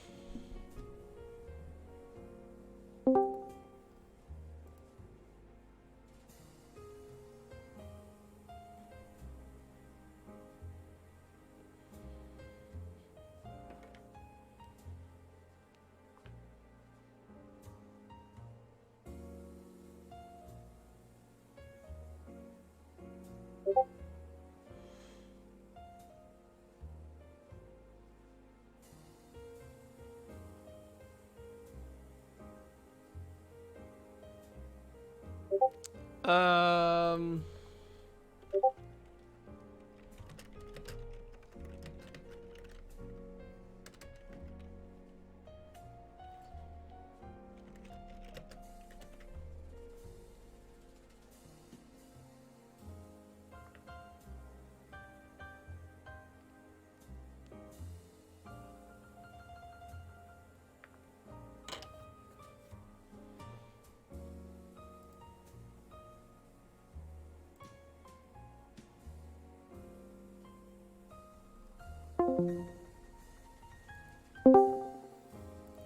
This is supposed to go. Everything was frozen. Are we better now? Did I fix it? I think. I mean, if you can fix the cameras on Twitch now. Are they all messed up now? Oh, they're back. They're back. Okay. I was gonna.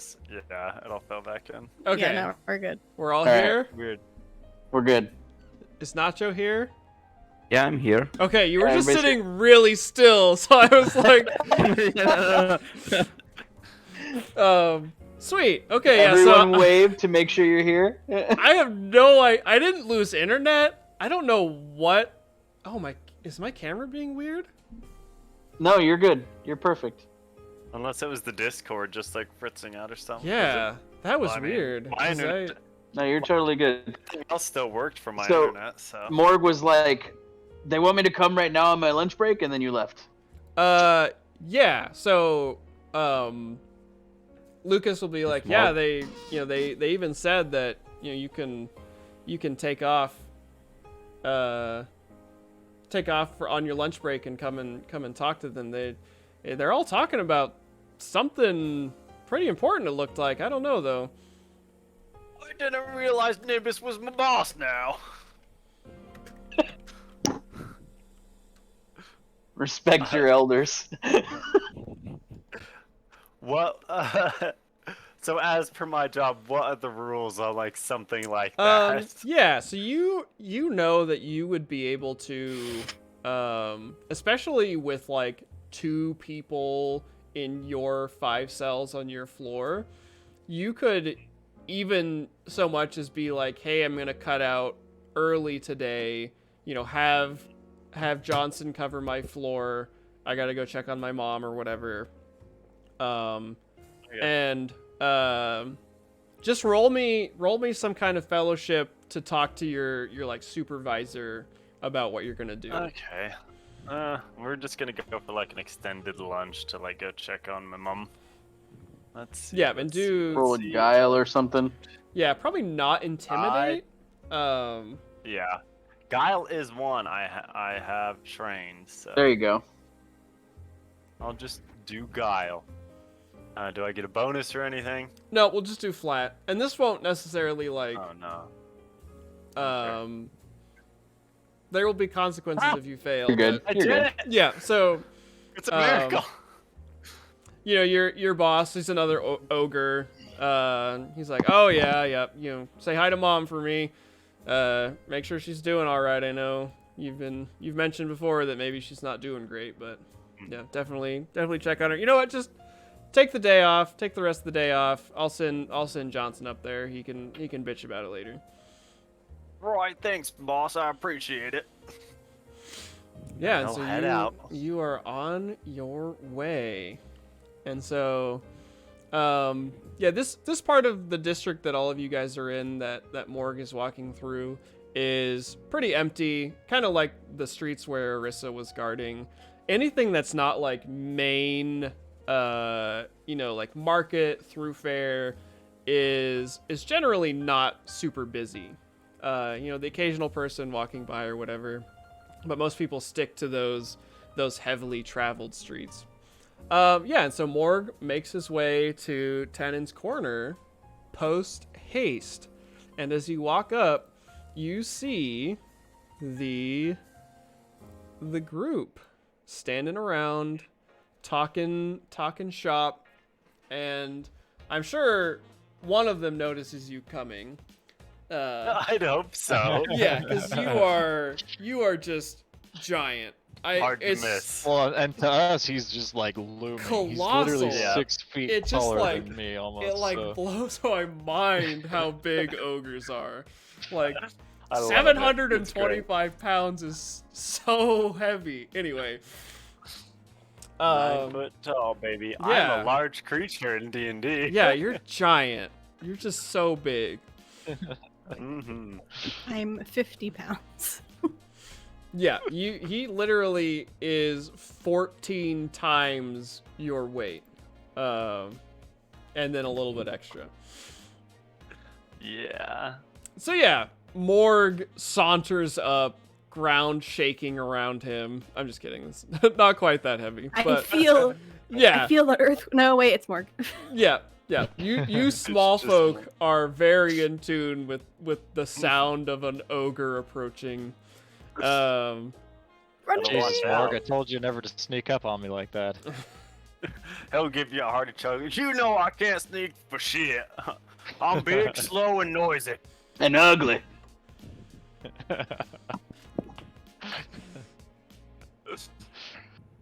It's twice you pushing it, Nibbins.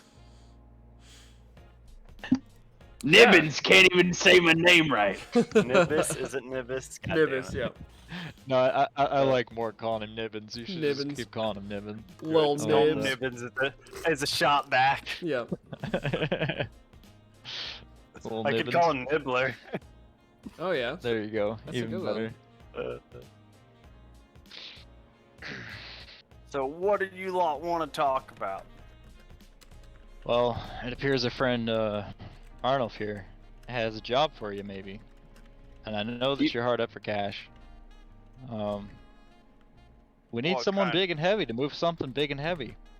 What Turns kind out. of job we talking? And he kind of like glances at everybody and then really eyes are so confused. Simple export job, Morg. You want to fill She's him in, just Arnold? like, you don't know me. He'll just give you like a nod, like, sure. Yeah. And maybe she is Arnold, like a you wanna little fill him in hard on the deets? to recognize without the uniform, but yeah. Okay. We all look different with I didn't recognize you with your hair down. I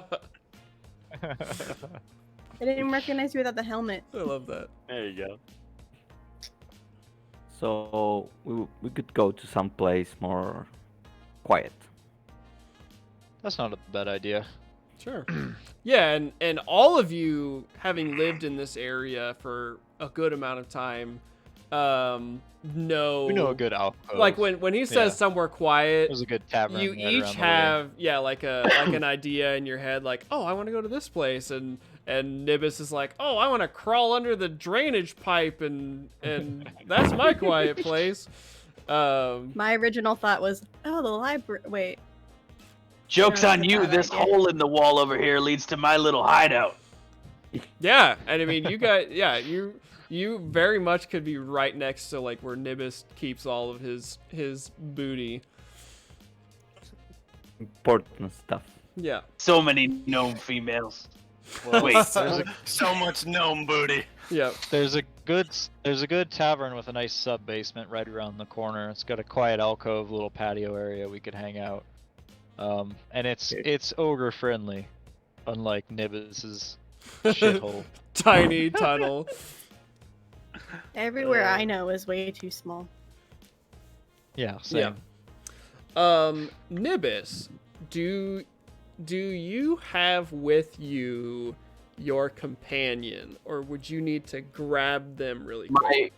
My companion is just a few feet away. Okay. So if you want to call them over or whatever, you certainly can. Okay. I beckon to it and it runs up onto my shoulder and down into my pocket. Yeah, so the rest of you What's that? make an awareness check really quick. Just a Oh, flat God. awareness check. So on your character sheet, do you know how the auto roll works, Nikki? Hey, succeed. Nice. Damn, I missed. Oh wait, Why no, that can't you wasn't give me mine. plus 10, Hunter? Why isn't it rolling? Let's Oh, see. there we go. Modifier thing. Hey, succeed. I hit the button and then Yeah, there's a another little person's window. popped up and I Yeah, got you gotta click OK. Yeah. That's weird. So Alright, so I cleared mine. Yeah. So let's see. Are we missing? Oh no, Arnulf, you did yours. Everybody Yeah. but Nate. So everybody but Morg Oh. sees He's too tall. a pretty good sized rat scurry up Nibis's leg over his dirty clothing and into his pouch. And it just sort of nestles in there quietly. Jesus, Nib, that's disgusting. Is that your pet? He's a highly skilled, trained companion. I heard Nibis? I heard that rats can be really smart. He's that's extremely smart, aren't you, Woodrow? Oh, little rat, let's see it. Aren't you, Woodrow? Come out here and wave at him. And he comes out on your shoulder. He doesn't weigh, but he maybe like sits up on his hind legs and is like. He does the little nose thing where he sniffs the air. Yeah. Morg will like squat down and get as low as he can and be like, oh my god, look at him! If you squint a little, he's pretty cute. He's very cute. I like him. Morg, you just want to eat him. Go away. I'm not fucked up like you, Nibs. Yeah. So, does the gang follow Tenon's recommendation? Most of you have heard of this place. Yeah. It is. Fine. I have not. Yeah, it's coincidentally the same place that Arnold. But you say you have. I do. Yeah, you're like, oh my favorite tavern. I know that place. They have such good ale. Yeah. That they do. You're right. I love ale. So Yeah, so good. the gang meanders through the streets of Big Sar. Mid afternoon, 3 o'clock ish, as the day is progressing. Arrive at Tenon's favorite place, the Altani Tap, the tavern. And like he said, there's a nice patio alcove where the 5 of you can find appropriately sized seating at a table. So there's little chairs for small folk, medium chairs for humans and elves, and then big ol' ogre chairs. And you're kind of like, you're supposed to like grab it for yourself and arrange it around the table. Oh, I got this big old chair for this tiny little table I gotta hunch down to. Yeah, so the table, they have to like kind of like guesstimate the best middle ground, and it's definitely not skewed Low. towards you. It's very much like, yep. Yeah, so everybody sits down, and you know, I would assume that instead of like literally recounting everything, Arnulf can just pass the information pretty quickly. Is there anything specific that you want to mention, Arnulf? I will left out the things of the guy. Of the Oh, okay. contractors, The you know, like weirdness. the finger. Yeah. Yeah, the weirdness, the boys, Yeah. and that it doesn't add up that it's so much money. So, Yeah. I will talk about it. I will show them. I will tell them how much is it. This is what we have to get, and this is inside the castle, inside the vault. We have to get in there, get it out, and drop it. Wait. How much money did you just say? Hmm? Did you say how much money that was? Yeah, I said. Yeah. She's just like, what? How? Yeah. How? What? That's possible? What? Yeah. She's like doing math in her head. Like, how many years is that? Yeah. And like you had literally just How many coppers are is 3 that? lifetimes. yeah. I only have 25 copper to my name. Morg also seems very stunned, and he kind of tries to regain his composure, and he leans forward, kind of looming. He's like, what makes you so sure that me, a jailer, someone who should throw you lot in jail for talking about this, is gonna go along with this? Well, Morg, you were already talking about it. Because you like more money than trying. Morg, you were talking You like this more. morning about being poor. You're right, I do struggle with money, but I tend to stay away from more the export-import business and other alike things. Well, And actually, like, here, let me provide just a little bit of context. So, Tenon, you would know probably through your conversations with Morg, at least a little bit, that he has a pretty stiff grudge against the mayor of your guys' district. You know, the one who employs him as a jailer.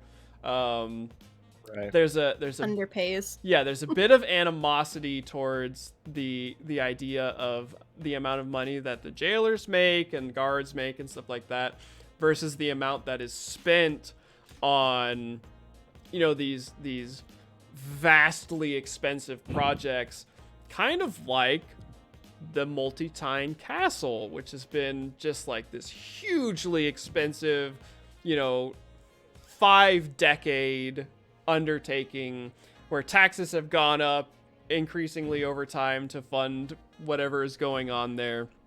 And also, Tenon would know that this mayor is a wizard, and he is one of the signified government mages who will both be at the party and has contributed a ton of money to this project. What's his name? His name is Lord Husun Ma. Husun. And then last name Ma. M-A-A. AA. Yeah. Lord Ma. Lord Husun Ma. He's a mage. Or wizard. Yeah. Same idea. You don't know like the intricacies Gotcha. of those designations, but you do know that, you know, he will be like, he's had a huge hand in this project. He's going to be there. And yeah, he's directly Right. involved. Well, Morg, what would you expect to get in return for turning us all in a pat on the back and half-eaten roast beef sandwich from Lord Ma? So what you? He huffs at you. It ain't for him. It's, you know, I don't want to necessarily turn you in, but You know like he's I gonna said, be there at the castle. and he'll kind of raise his eyebrow and just look at you and wait for more. He's supposed to be in attendance. Really? Yeah. So he's part of this whole thing. Somehow. Yeah. It looks like he's funding a big part of the operation, and I would have to assume that whatever the big thing is that we're grabbing is gonna fuck him over royally if we take it. So. So he'll lean down and like try and put an arm, like his resting arm on like the table, and it's like, It so tips a what you little bit. saying? And he kind of mulls it over his head. It could be like Antiqua. We could be like, Yeah. you know. Yeah. Oh, there it is. There it is. It could be Reel him just in. like Antiqua. Oh my god. That's right. Reel him in, Tenon. Captain Smash'ems. You'd be just like Smash 'em. That's right. You'd be the Oh, man. you'd be the heavy. That's what we call that in the Oh. writing world. The heavy. He's like, I like the idea that, you know, do right to the world. The little guy, stick it to the man. Yeah. Yeah. I Maybe you're love, onto something. Well, Maybe. I love I that like- Tenon secretly hates that. He just is like, he's like, yeah. God damn it, this is getting away from I'm me. sort of begrudging of my fan base. Yeah. Yeah. That's awesome. Yeah. And so he'll kind of sit there for a minute in silence, mulling it over. He's like, all right, I'm in. Good. Yeah, This so We're all will set us settled for then. life. yeah. And Arnulf, I You assume mentioned that there's some upfront money to equip us all. Yeah, there's 100.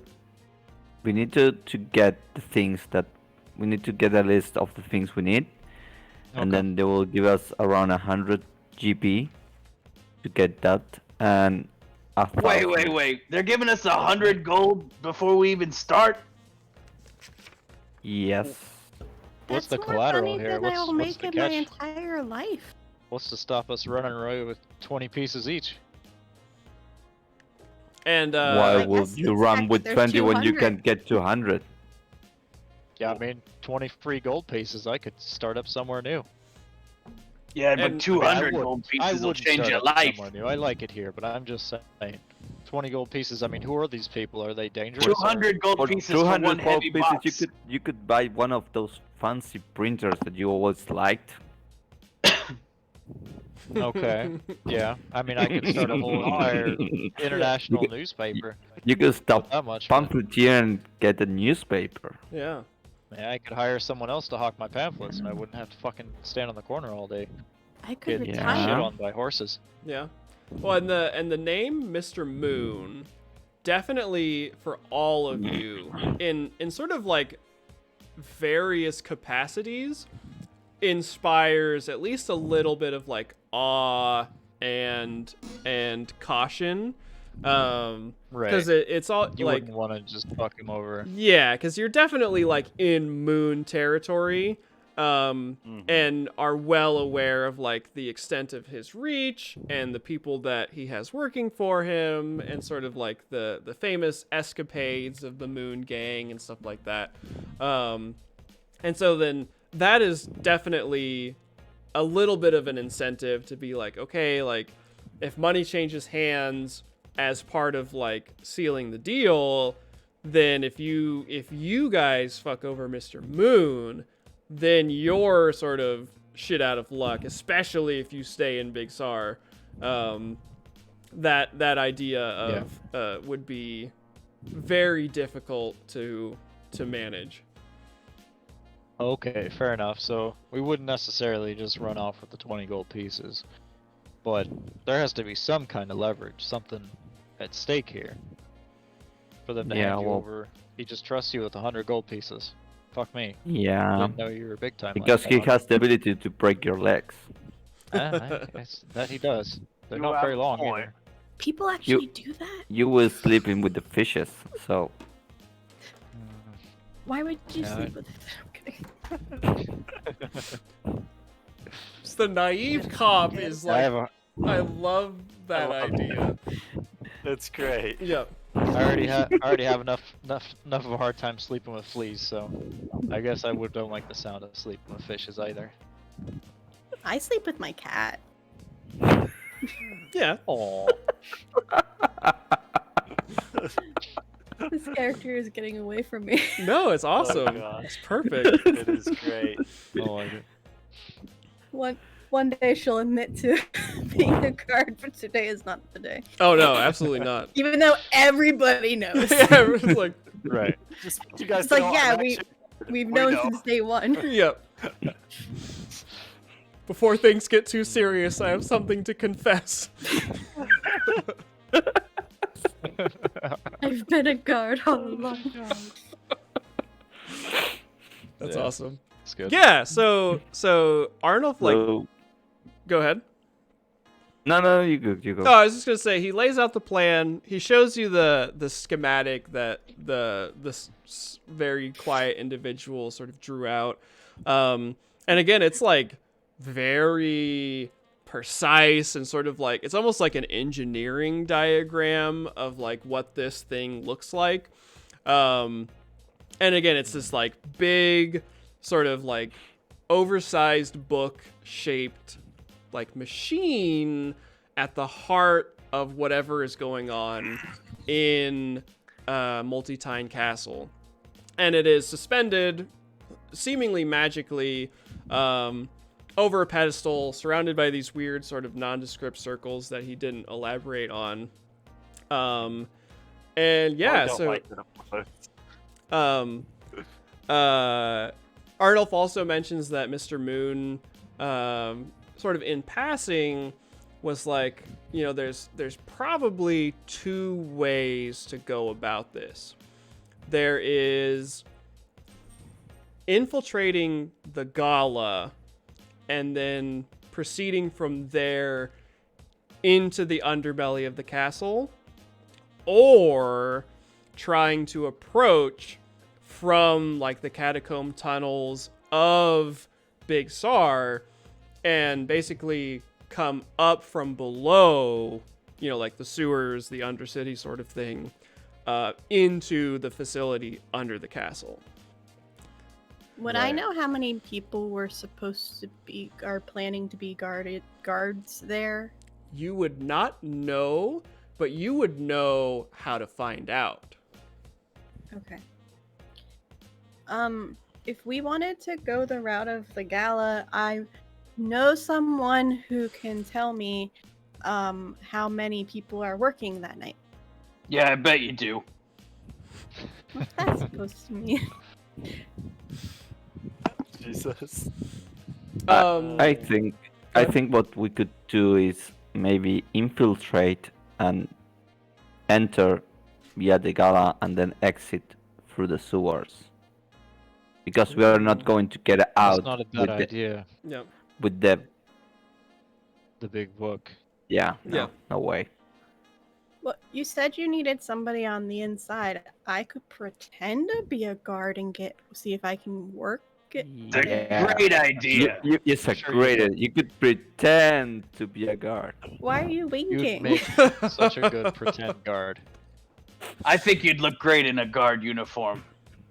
I wouldn't. Do you need to we procure a guard uniform or you have your own? Do you know somebody that can Do get you a you have- uniform too? Do you have I your know own? a guy. He's just shaking his head. know a guy. Oh god. I love that.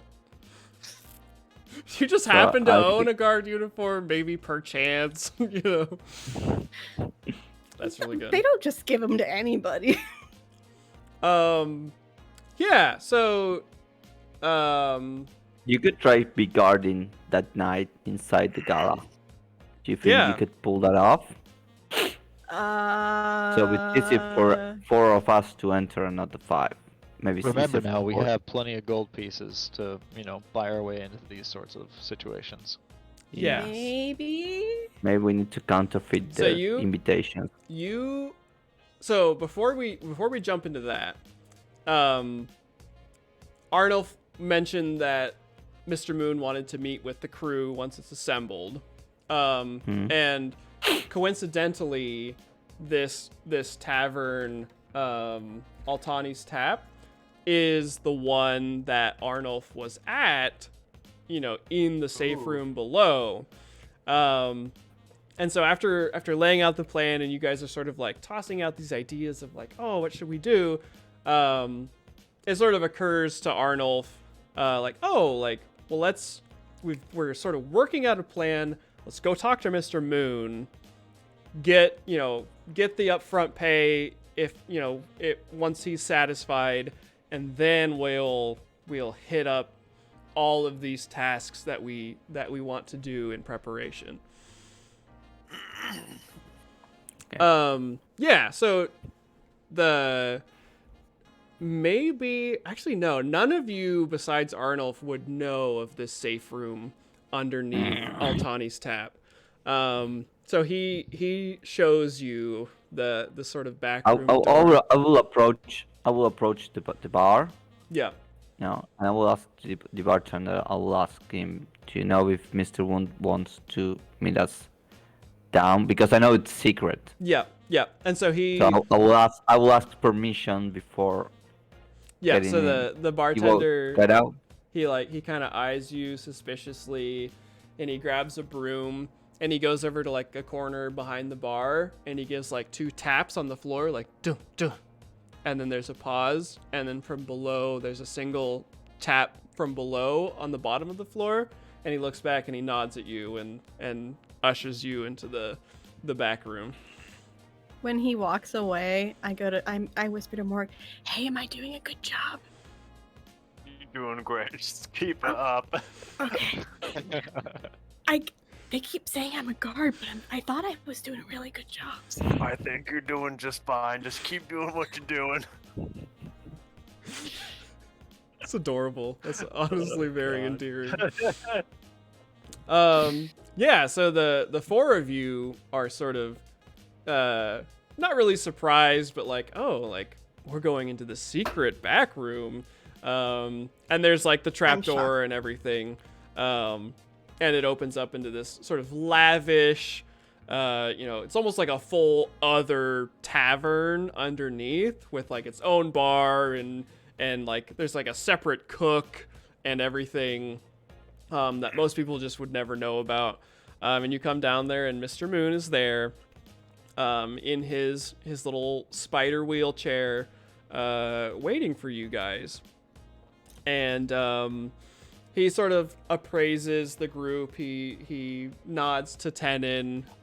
You've never seen Mr. Moon, but it's pretty clear from his ambiance or whatever that like you've heard of him, you've heard of the exploits, and he's heard of you, and so that's there's sort of that mutual understanding.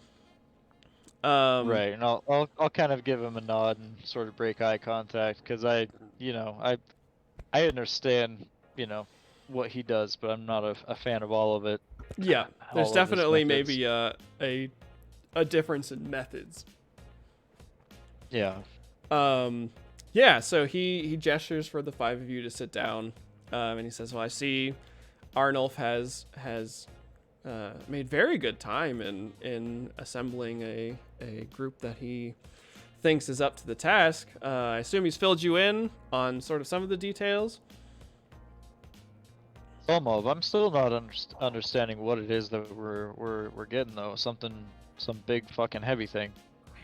And It's a book? Mr. Moon, he nods and he's like, that is honestly one of the best ways to describe it.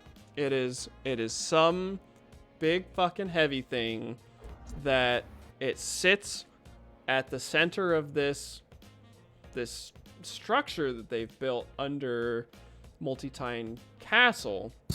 And apparently there are many groups out there who are very interested in having it for themselves.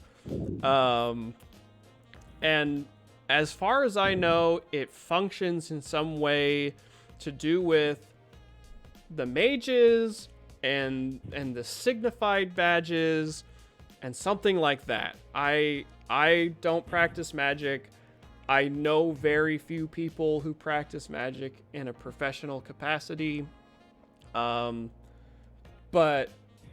yeah, so we obviously have been offered a huge amount of money to procure right, a it. fuckload of money, and that's what I'm concerned about. Is this somebody you know? I mean, the guy that the person who approached you with this is somebody you work with. Somebody, how did they get in touch with you? And he kind of like gets like a weird facial expression. Like, I've worked with these people before. Yeah, Usually, can I do a perception to sort of scrutinize is the perfect scrutinize? Yeah. the perfect skill Yeah, for that's that. the one I want. Can I do that too? Yeah. So Okay. he's Yeah, I got basically he's telling you guys about this client. And he's like, I've worked with them before. I sort of know like a little bit about them. There's always been a huge amount of money involved. They've always paid up. But I don't really know much more than that. And those of you who succeeded, which looks like... We both did. Yeah. we Yeah, both did. all three of you. Oh, no. Oh, yeah. It was just Two. me and Arissa. Morg's not trying. He's Yeah. too freaked out.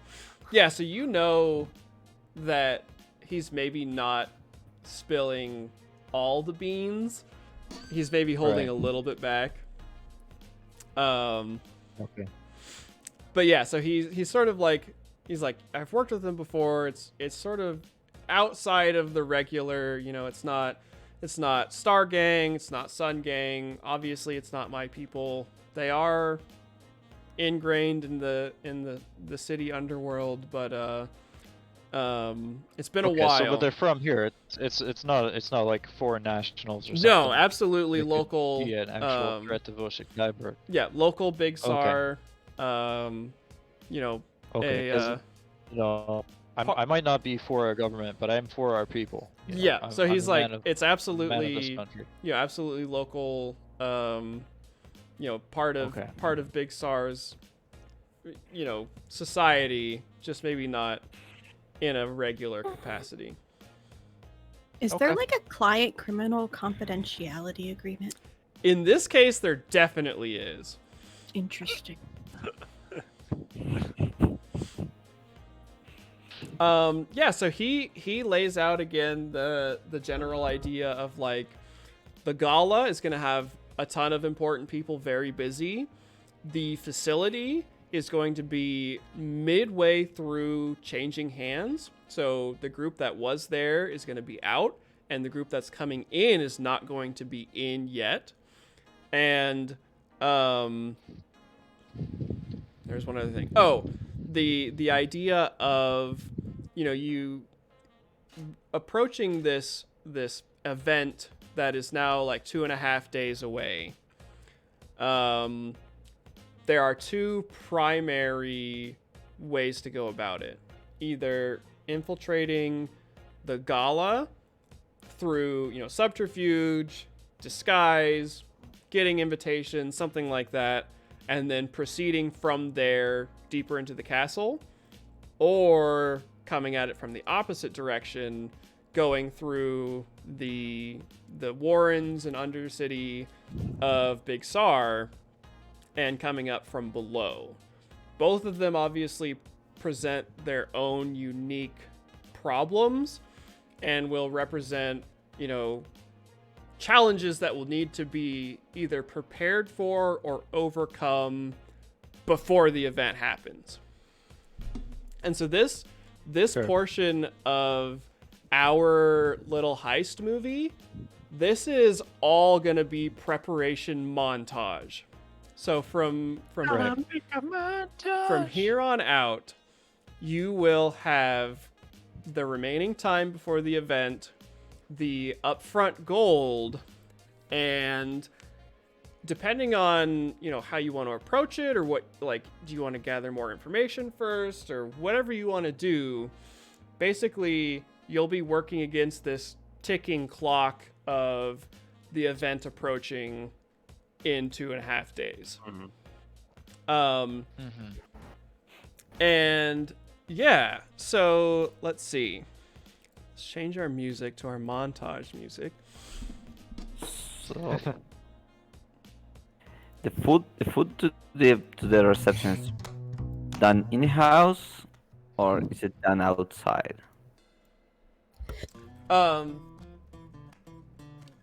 I would say that somebody should be taking note of these questions. Somebody should have like a piece of paper or a note in Roll20 or something. Let me make just a default player's note real quick again. Handout.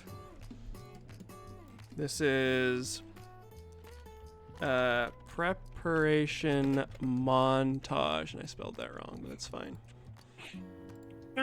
Make a montage. Can I do all players? Yeah, there we go. All players. Save changes. Okay, so there's a preparation montage note in Roll20, and basically, if you guys want to take it in steps, where it's like, Arnulf is like, okay, what about the food? And you guys could write down, okay, figure out something, figure out how they're catering. Where's the food coming from? And then somebody could be like, what about the guard roster, which Arissa mentioned before you met with Mr. Moon. Like, okay, how are we going to get the guard roster? And those sorts of things. I can do the typing. Sure. If you want. Okay. Or can we pass as guards? I don't know if all of us could pass as guests. Yeah, so and Mr. Moon is kind of working with you as you guys are talking about this. And he says, we can, if you want to try and infiltrate the gala, we can, depending on everybody's personal abilities and whatever they can muster, we could pass some of you as guards, some of you as guests, some of you as, workers or members of the people putting on the event, or any number of those ideas. Morg's only concern with that is he does not want to be recognized by the Lord since he was kind of handpicked by him, so... Yep, which is a valid concern. And Go ahead. we were thinking to get in via the gala and then get out via the sewers. And Or Mr. the Moon, catacombs. yeah, Mr. Moon nods. He's like, interesting. That's a good plan. So here, how about this?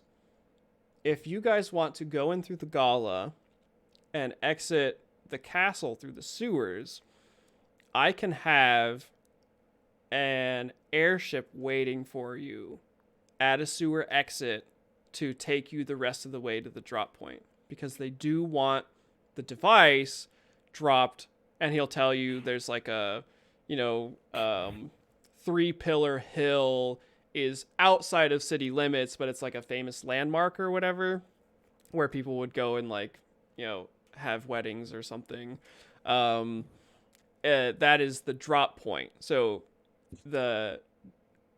if you want to escape from the castle through the sewers, then an airship can be waiting for you to take you out of the city to the drop point, and get you where there. there will be a wedding. And he'll be like, surely there won't be any wedding, or I'll make sure that we can drop you somewhere at least a little bit out of clandestine to do the handoff.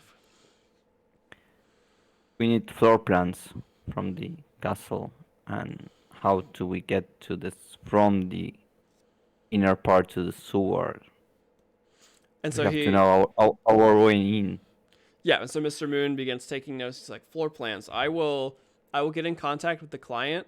They mentioned that when we were talking that they could maybe provide a little bit more information about the facility under the castle, maybe the layout of the castle.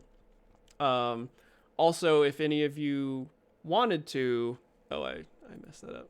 There you go. If any of you thought you could get access to, maybe like old architectural floor plans of the castle itself or whatever, you could also pursue that. Yeah, there might be a secret tunnel from the old age, like a Yeah. secret passage. And he's like, I know is for only sure that the college It's mages. in the old plans. Yeah, and he's like, I know for sure the college mages have made a substantial amount of changes underneath the castle, building their facility and erecting the tines and the towers and everything. But if we combine efforts, I'll talk to the client. You guys find whatever information you can find. That might be a good place to start in terms of planning.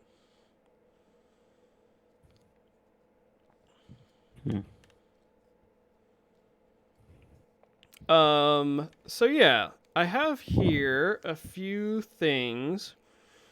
Tenon, you know that this event would be the... Did we freeze again? No. I think mine did for just a second. You know that this event would be like the premier avenue for your sort of fanboy cult to make a statement. So Anticra would absolutely have a heyday if they could figure out how to disrupt what's going on. Okay. You also know of a few people who could possibly be assisting you in tasks like this. Merchants, alchemists, that kind of thing. Let's see. Arnulf, when Mr. Moon mentions the airship pilot, or like the airship, you sort of remember that you have contacts who are pilots and have airships that you could maybe You could maybe find somebody better or that you trust more in terms of that. As the discussion goes on, Nibis, you have in your many years seen tons of signified mages, across the city in your various haunts, sort of flaunting their signet badges. So it's definitely like a symbol of status, and you would know generally, like if you wanted to get your hands on something like that, you would know where like these mages would, they frequent certain bars, they go to different merchants for various reagents and stuff like that. If you wanted to, or if some of the group or whatever were interested in getting their hands on a mage's signet and using that to gain entrance into the gala or something like that, that would be an option. And those are the collegiate mages or the government Those mages? are the government mages. So the new group Okay. that is coming in. Right. Morgue. It seems. Okay, go ahead. I was just gonna say, it seems like they would be harder to infiltrate since. I mean, I guess maybe if there's a lot of them. Yeah, it's a it'd be Get 'em fairly drunk easier to enough. infiltrate yeah, them. it's a fairly large group. Any like mage associated with the government would have a signet. How many halflings and gnomes A good enough number. in the Yeah. ranks? Okay. It's pretty egalitarian in terms of like, because it's mostly based on Right. magical ability versus Right. um Right. And this is before the star falls, so there's not the same like weird yeah. stuff going on racially. Okay. Morgue, all this talk of mages and information is maybe swirling some ideas in your head. You know that at your tower where you work, there is a mage who is jailed for a significant amount of time. And you don't really know why he's there. But there is a formally signified mage who is being kept at the tower that you work, or that where you worked. And also just the general idea of like, oh, if we need to get information, like just get my hands on somebody who might know, and we can find out real quick. Let's see. Dun, dun, dun, dun, dun, dun.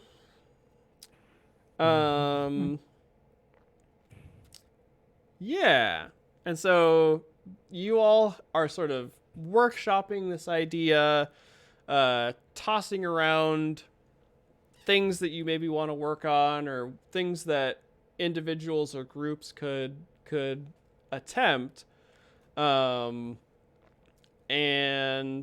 Mr. Moon will say, if you do decide to try to approach through the catacombs, I could get you a guide to lead the way, someone who would know the Undercity really well, to make sure that you don't get lost or anything.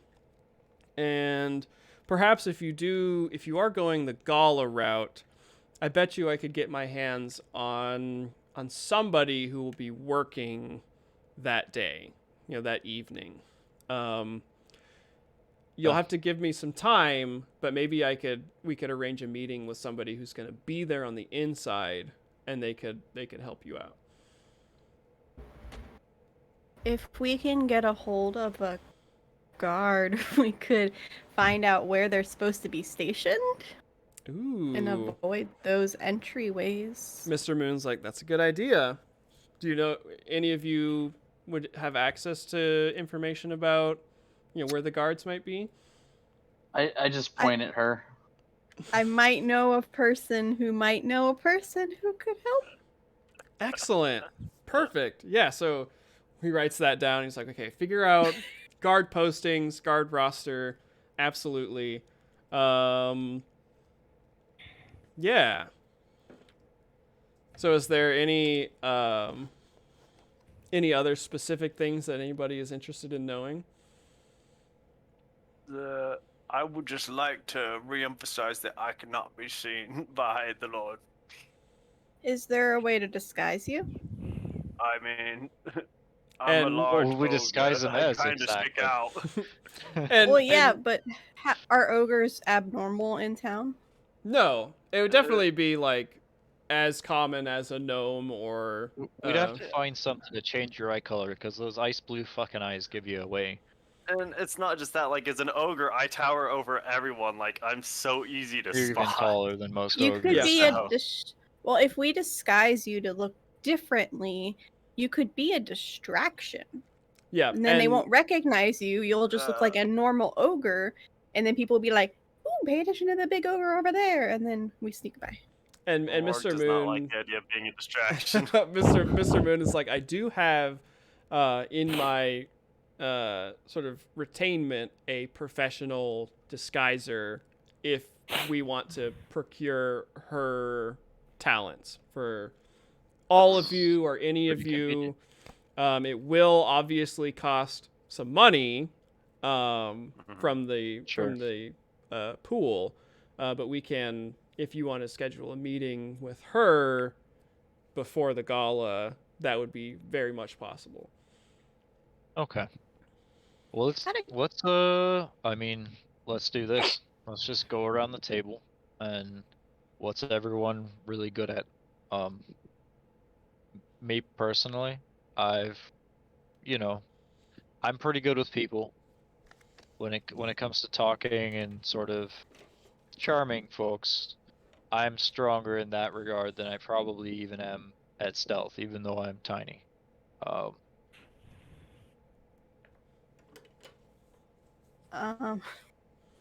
Ironically, I have the best score as agility, and I have no skills in agility. But it helps still because you're still rolling the base I know. agility. I'm Right. good with weapons, kind Okay. of. Okay. So That's my you- worst stat, but I know how to use all the weapons. right. Some kind of form I'm of good at training or staying something. unseen. I pull out a I'm- pistol. I'm like, I have this. I am use this. wirier than I look. I've got a fair bit of brawn to me as well. I'm small, but I am mighty, as it were. I'm also perceptive, and Okay. Okay. I don't remember what resolve does. Uh, I'm very leadership-y. Yeah, I'm a good leadership's leader. good. Resolve is for like resisting fear and things like that. Oh, I'm not afraid. Okay. I am don't not know how to word afraid. Not afraid to just tell a bold-faced lie right to your face. Yeah. Even though She thinks she's somebody doing a knows great that you're job. lying. Yeah. She doesn't roll against herself on scrutinize. Yeah. Right. Yeah, Even when they so call you out, you steal your resolve. Double down on the Yeah. lie. What are you talking about? never crack. So Mr. Moon will be like, okay, so what do you guys think is priority number one? What should we tackle first? I can, again, request from the client whatever information they have from inside the facility. Do you think you guys could begin trying to figure out how to find similar sorts of information, like the layout of the castle? You know, if Yeah. you maybe I think the schematics are paramount because once we have them and can sort of look at the approach, we'll have a better idea of how we want to go about it, and then that'll sort of lead to finding other things that we need. What So we is should probably get rumor? that done first so that we don't use up all our time on other things before we have a clear plan. Maybe we can steal it from the architect. Yeah. Yeah. So Who? as the conversation sort of circles around, you do all sort of realize or come to the conclusion that all of these schematics and sort of architectural drawings and petitions for expansions and building projects, there is a sort of local city hall per district of Big Sur that is the administrative hub of these sorts of things. And so that would be a very obvious first place to go and be like, okay, we're looking for whatever Multitine Castle was before they renamed it. Sure. We would want to find information on that. Maybe we could even steal the actual drawings or copies of the drawings of the building ahead of time. Right. I could listen to add a character. I'm reading what things do on Okay. my sheet. Yeah, sure. Yeah, you're good. I have a rumor at like a 55. I could use that maybe around the guards to see what they're talking about, like what they're most afraid of and stuff like that. Sure. Or what rumors are being spread. Yeah. About who's going to be there and who to look out for, maybe. And also, you can use that to spread misinformation as well, or spread whatever. Like, if you want to try and start a rumor, you could as well. Right. Yeah, I've actually got a special talent. Being worldly, I can gossip or spin a tale, and I get a +20 base chance to the rumor test. Yeah, that's true. So if I'm flying for information or telling like an elaborate lie, trying to like mislead someone, I have a pretty good bonus to that. Yeah, for sure. Go ahead. Morg would like something to help him carry the damn thing, because he doesn't want to sit there and be lugging it around with 2 arms, and if he has to drop it to like fight or something. Right. Yeah. We'll get him like some big straps. Yeah. Or a something backpack. like that, yeah. Yeah, and There are Yeah, backpacks exactly. here. Mr. Moon is like, oh yeah, I can very easily get you an ogre-sized, big backpack or Pack frame with yeah. like big yeah, straps on like it. a rigid carry harness or Yeah. whatever that you could load it Yeah. onto. Honestly, would you say it's 125 pounds? That shouldn't be much to him. Yeah, shouldn't be too much, seeing as how he's 700 pounds, 26 pounds. and 9 feet Can I have tall. more gunpowder? Gunpowder? I want more gunpowder. Absolutely. And he's Mr. Moon is writing down like sort of shopping list or whatever. We can procure, given enough time, pretty much anything. There are going to be obviously things that are a little bit outside of my direct domain. If you're looking for like enhancing potions or magical tools or things like that, I can point you in the right direction, but I don't necessarily have the reach to just pull that directly. Do we know You if can there's an event in the gala? Something that would attract people, like So there's going to be some I already know that there's going to something be for a band. entertainment. Yeah, so there's going to be the band that Tenen's friend is part of. And there's going to be like a dance and Maybe speeches. fireworks outside. Yeah, and like magical demonstrations from the college and the government mages. It's basically this big like self-congratulatory like, look at how cool all of us rich magic people are. So it's going to be very fancy. Maybe there's like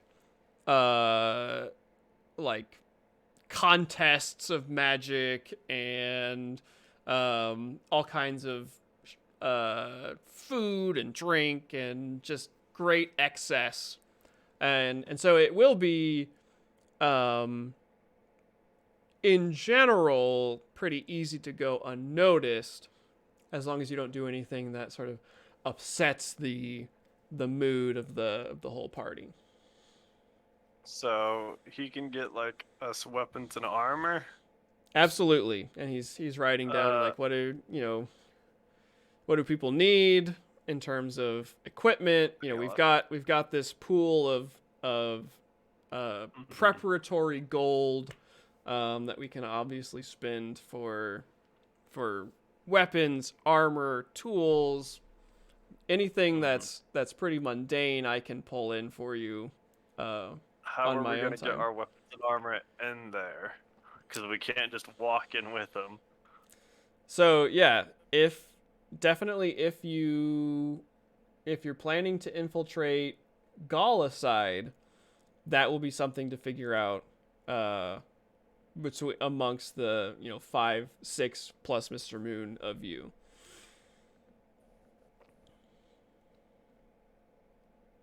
Maybe we can put the weapons inside the cake.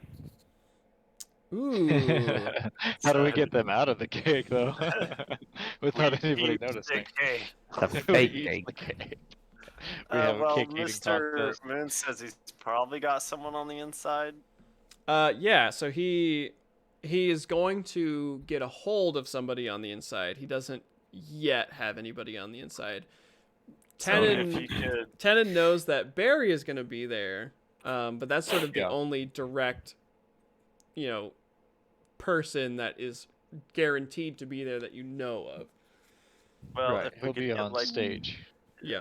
if we could get like a shipment of supplies sent there in a crate, Right. and then they can stash it in like some Cause lower his storage room his for us. bandmates are gonna have like band cases and things like that with their I instruments. don't even Maybe mean we that. could- I just mean like the guy inside. If we get a man on the inside, like, oh, these are like this is important stuff for the gala or whatever, and like some people come down and get it, and then we can go down to the storage room or whatever, take it, and then load up and then head out. We will Absolutely. need if you're going through the gala, we need invitations. So we will need to get original ones or counterfeit Or forgeries, yeah.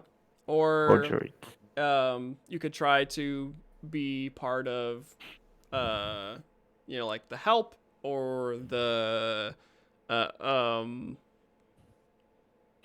the roadies for the band. yeah, there was something Yeah. I had 3 things. It was either like a guest as someone who's working there. waiter. Oh, or as a guard. Or as a guard Or Garth. in Right. protecting the have- gala. I have an evil idea that my character wouldn't think of, but I wanted to mention it.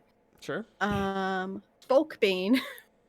Oh yeah, like somebody could use it and douse one of the barrels of wine. and make a big with- distraction.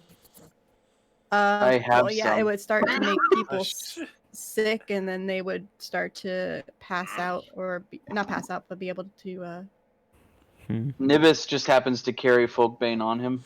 Well, I figured it out because I have a red cap mushroom, and I'm like, well, what does that do? And I started looking, and then I Yeah. saw that there were Mhm. poisons and stuff, and I'm like, oh, Folkbane. It's actually Oh. part of the beggar trappings.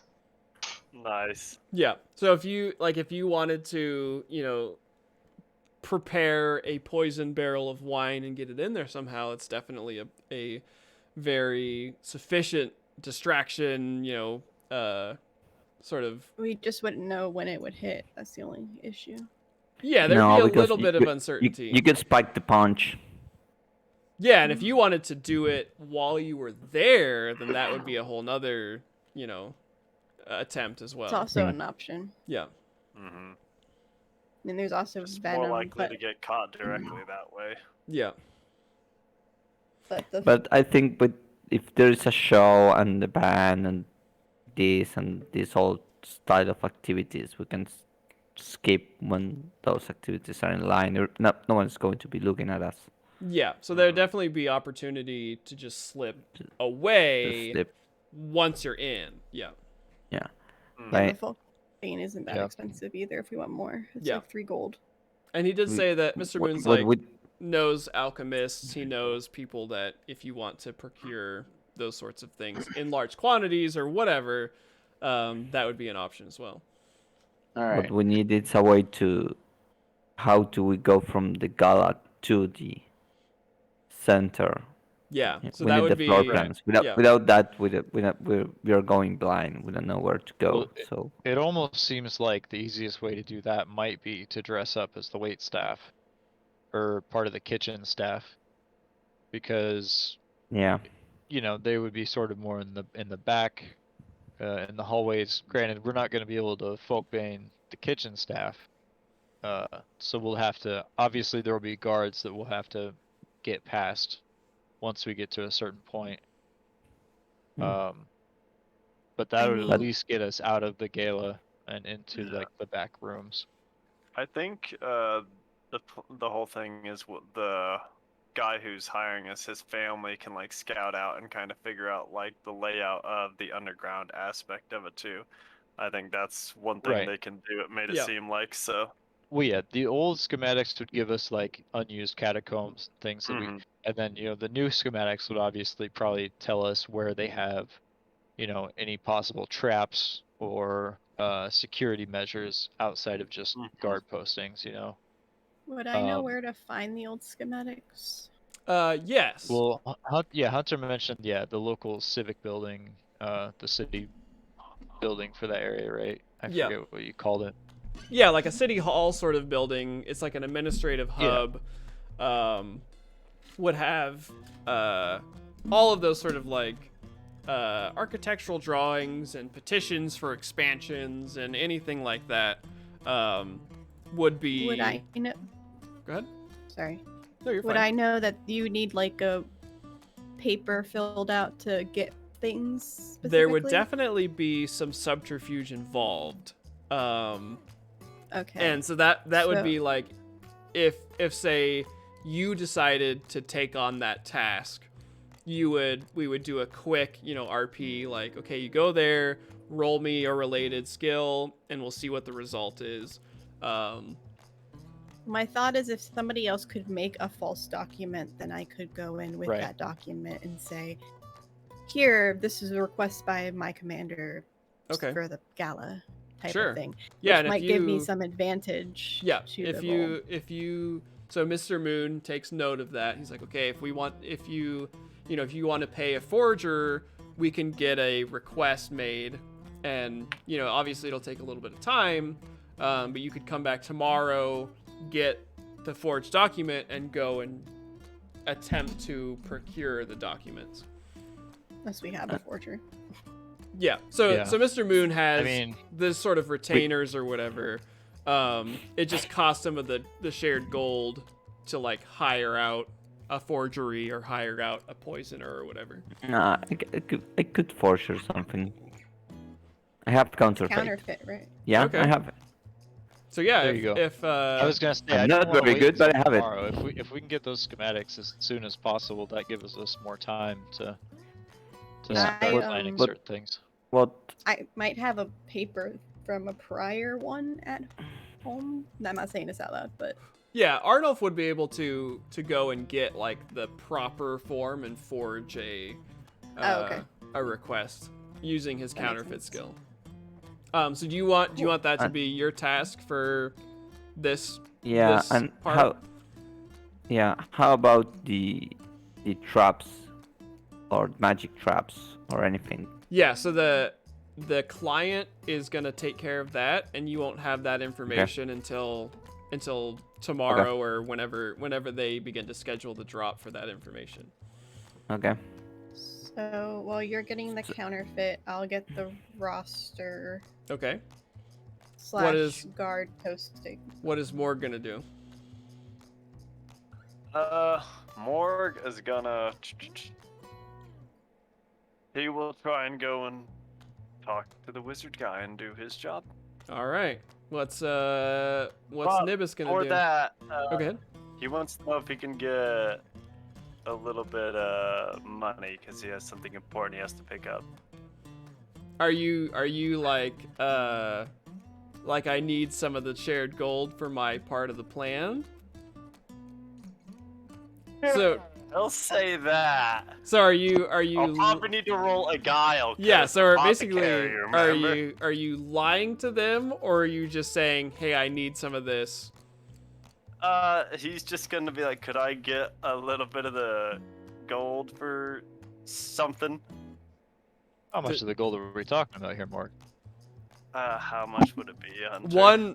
One gold would be enough to get the dose that you need for like today. Damn, that's a lot. It's expensive. 1 gold coin. You need a whole gold piece. Yeah. Mind telling us what you're up to? Preferably not.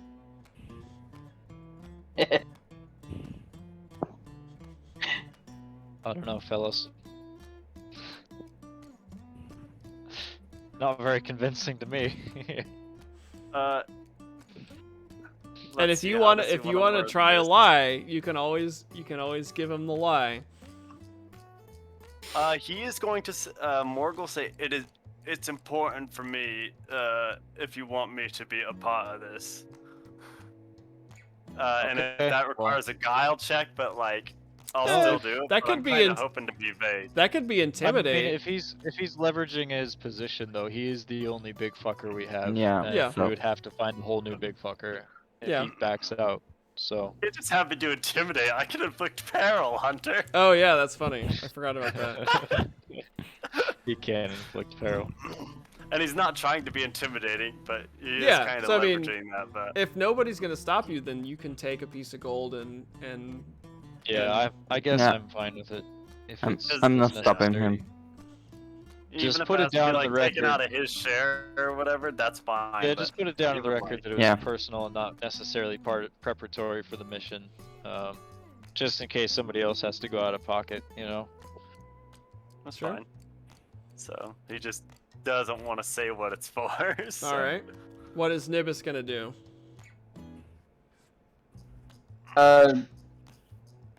I'm just here to sneak into places and do whatever you guys need me to do.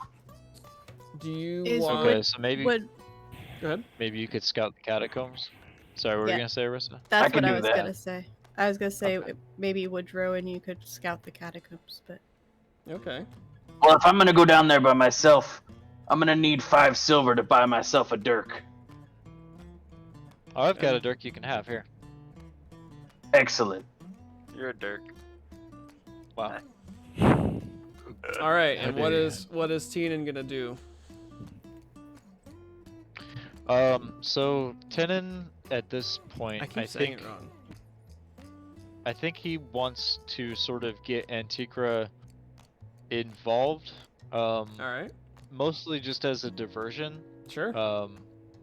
Maybe to just, I don't know, if either just to pull guards more to the front of the castle. Yeah, absolutely. Just sort of like divert attention.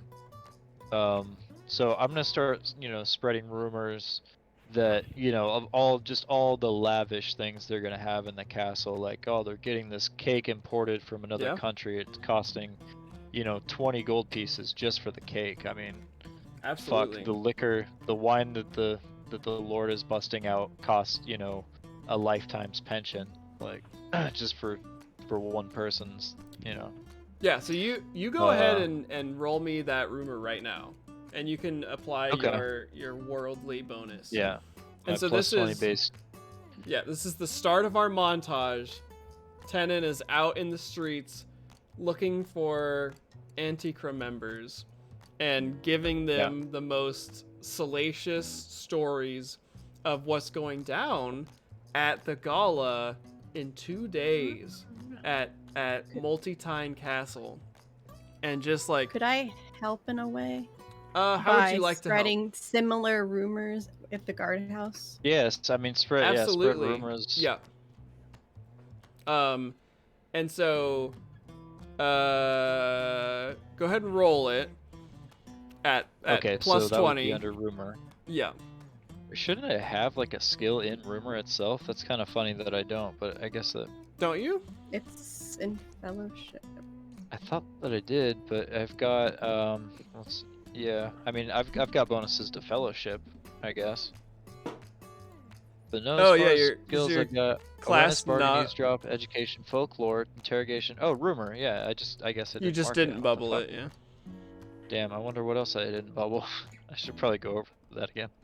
It looks Okay, like that so was it's gonna the one, because you should have 10.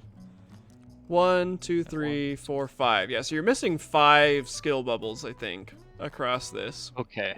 But yeah, so Okay, roll well, roll I'll the go ahead and rumor. Just roll this and I'll figure that out. Yeah, roll Because the I've already rumor got it marked on the other page. plus 20. Yeah, so it's this plus 20. Yep. And Arissa, you can also roll your rumor, but it's 20. not going to be plus 20. So Nice. yeah, I easily clear it without any help. Yeah, and so it is, as you're going around talking to these people around town, you can see, like, the gleam in their eyes of, like, oh, like, where's this happening? Oh, like, I need to tell the others, like, we're definitely, I don't know what's gonna happen, but we're gonna be there. Can I use Right, a fortune? fucking multi-time castle. The government's been Yes, spending you may fortune. 2 decades of resources just to people I'm sure are already a little bit hot under the collar about the Hey. fact that all this money has gone into this building that they're just going to use for mages. Yeah. Yeah, and I so used a same fortune and now I thing. succeed. Same thing with Arissa. She goes back to she meets up with Jan, dons her uniform and goes back to the guardhouse, spreading similar rumors of just the lavish, overdone ridiculousness of this whole thing. And you see that there are some guards who are feeling the same way you are. They might not say it like directly or like right to your face, but they're like, yeah, that's kind of fucked up. Like, shouldn't we get paid a little bit more if this is like what's going on? And Right. so also while you're there, how do you want to try and get a hold of the roster? So like where it is and who would have it. How are you gonna like sneak it, or are you gonna like charm your way in? What are you thinking? How important are my parents and how high are they in the guard? You tell me. Because my thought process is if they've been in there long enough and they're high enough up, maybe I can pull a daddy's little girl type of deal and go, I just want to learn how to be just like you and get better at this because I want to be promoted and kind of thing. Okay. Yeah. Or I can do a leadership role, which might be easier. And try to. So why don't you do a leadership role, but you're talking to your mom, who is not your direct superior, but she is a guard captain for another district, like the district over. So you like take the time to walk over across town to see your mom at her precinct or whatever. And so you are trying to convince her that this is like an important next step for you. If I can show how good I am at being a guard at this gala, then I can get promoted. And I could stop having to watch alleyways. Don't you want me to be promoted? Hit me with that leadership. Just straight leadership? Yep. 39 out of 55. Nice. Well done. All right. So your mom sits down with you and she's like, Arissa, I had always worried that maybe you took too much to heart the like, you're kind of small, we're all small, maybe we're pigeonholed a little bit, but look, like I made it to captain. There's no reason why someone like us couldn't, and I'm really proud that you came to me to talk about this. So like, look, this is who's gonna be here. Like, all of these guys are cream of the crop guards. They're like, this is how they're doing their rotations. Expect like if you were to make it to this position, this is how you would do it. And so she basically is like walking you through like how they're going to be protecting the gala. And you get like a little bit of a look at like her like diagram that she was provided of like the upper part of the castle. But she's like sort of walking through it, and if you in the future were like, wanting to try and remember, you could roll to like recall, like, oh, like I saw that when my mom was showing me the guards and everything. Okay. Yeah, so you get a good sense of who's going to be there and what they're going to be guarding and how to avoid any major predicaments with that. Okay. And you rolled resolve on accident, I think, which is fine. Yeah. Okay, so You failed. I did. Good thing Arnold. It was an accident. you were going to what? Forge the paper? I was going to forge the paper. Okay, so you use the rest of the afternoon to go to the civic building. You wait in line. It's basically like DMV style administrative stuff. And Bureaucracy. yeah, bureaucracy, and you finally get there and you're like, it's basically like it's a petition to view the schematics of a certain building or whatever. So hit me with the counterfeit, because it definitely has like, you need to have the notarization of an authority figure and like signatures and Probably a stamp. yeah, of like some initials kind, and stuff. a seal, yeah, something. To show that you do have permission for something like the castle. Okay, so if there's a counter, is there any form already filled to see what I should be doing? There is No, some. it's more like they hand you the thing and they're like, okay, bring it back when you're done. Okay. So you're kind of like guessing and sort of using context clues and maybe like remembering some important names from your past. You're like, oh yeah, like I'm, Count Buchanan. I can just sign that name or whatever. Right. So it'll be a flat counterfeit.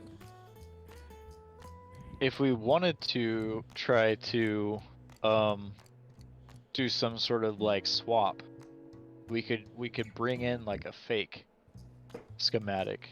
He critically then- succeeded. There you go. Yeah. He nailed it.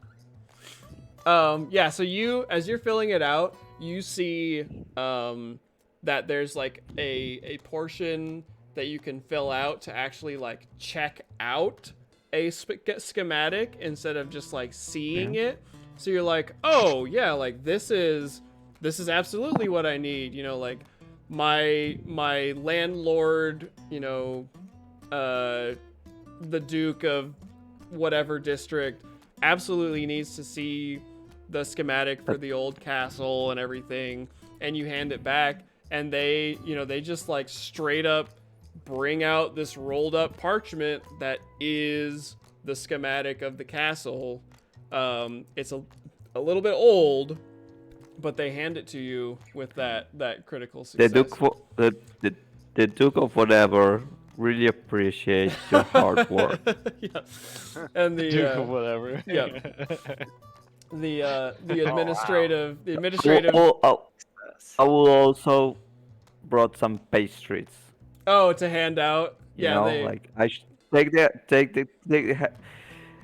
take the form and also bring a lot of pastries and, Yeah, and as a something bribe. to drink and Absolutely. and give it to the employees, so they will take less time checking out the proper Absolutely. forms. You know how Yeah. that works. yeah. So they Gotta butter 'em up. they wholeheartedly accept your bribe, and they hand you the document, nice and Not a wrapped. bribe. Sorry, not a bribe, just a gift. Not a bribe. Yeah. It's a Yeah. gesture from Duke from whatever. Yeah, from yeah, their yeah. diligence's work. Yeah. Come on. And they I like the administrative clerk greatly appreciates it. And they all, eat their pastries and they're like, "Thank you so much, man. Like, I hope the Duke of whatever really gets use out of this." So do we have time to illustrate a copy? Can I bring in like copy paper? Can he trace like he was schematics? real he quick? was straight up given the architectural like design. Okay, so he can't. So he can leave the building. with Yeah, it, but he's not- checked it out. Oh, Like, okay, he is okay. taking it with him. Gotcha. Okay. Okay, Nice. so then Perfect. let's see. Write that down.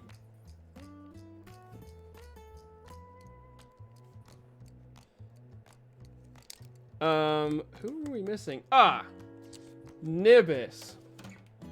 You leave the bar with the plan of venturing into Putting the sewers. yeah, into the catacombs and Undercity and Warren. Yep. So what do you have like survival or what would you So think you could survival is a base skill, but because basically you're like, you know, I'm gonna try and get as close to Multi-Tine Castle underground as I can.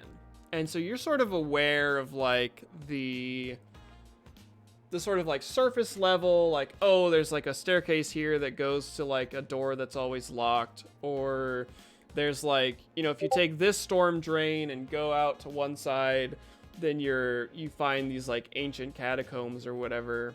But what you really I'm extremely skilled in awareness and stealth. I also have folklore bonuses in case there's any rumors or stories about okay. secret entrances, that sort of thing. So how do you want me to play this? I mean, I can just use awareness to try to like Yeah, let's find go with, my way through. let's go awareness. So you are going underground, trying to maintain your direction towards Multi-Tine Castle, and basically navigating, sort of like checking where you are above ground, going back under, trying to find, you know, those sorts of passageways. Okay.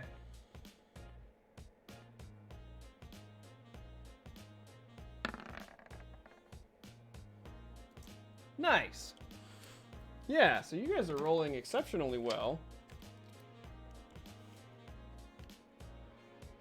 Yeah, this never happens.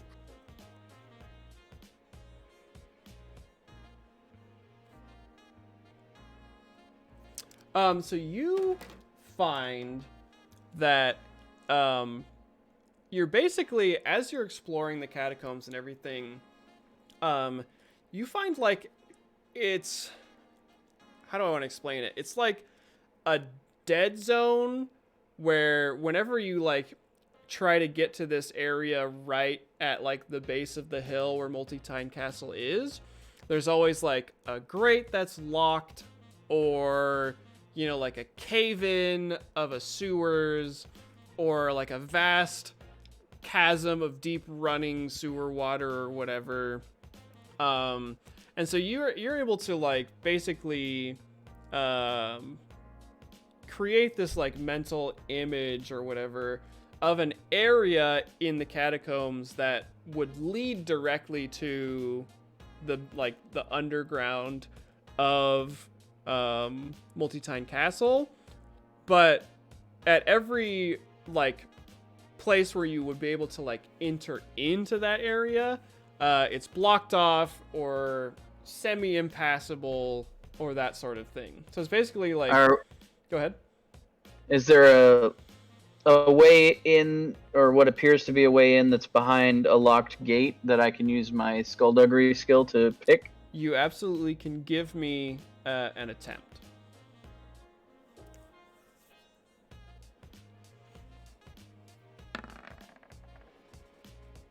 All right. Ooh, nice. So you jimmy this old rusted lock on the gate. Was there a delay for anybody else where it just didn't show any numbers? Or was that just me? I think I had a It little bit does of that. Yeah. Mine will do that. I It feel like a pops up solid and then like it 5 takes a seconds where second. there were no numbers. And Yeah. Like, the funny what? thing is, it'll show the blue match before you see numbers sometimes, so Oh, that can yeah. be freaking nerve-wracking. Yeah. Oh, that is funny. Yeah, so you jimmy this old rusted like gate lock into this sort of like secluded area of the catacombs. And you're somewhere that you've never been before. And it looks like it hasn't been entered or used in a really long time. And as you are exploring and looking around, you begin to hear some very like spooky, scary noises from around the bends and turns of the tunnels and the catacombs. Kind of like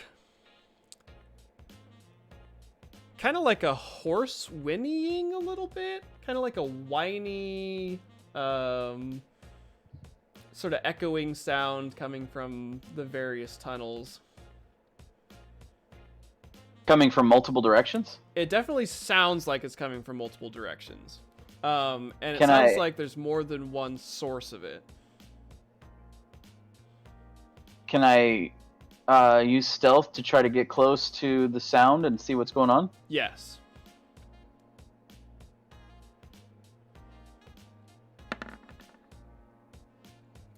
Wow. Okay.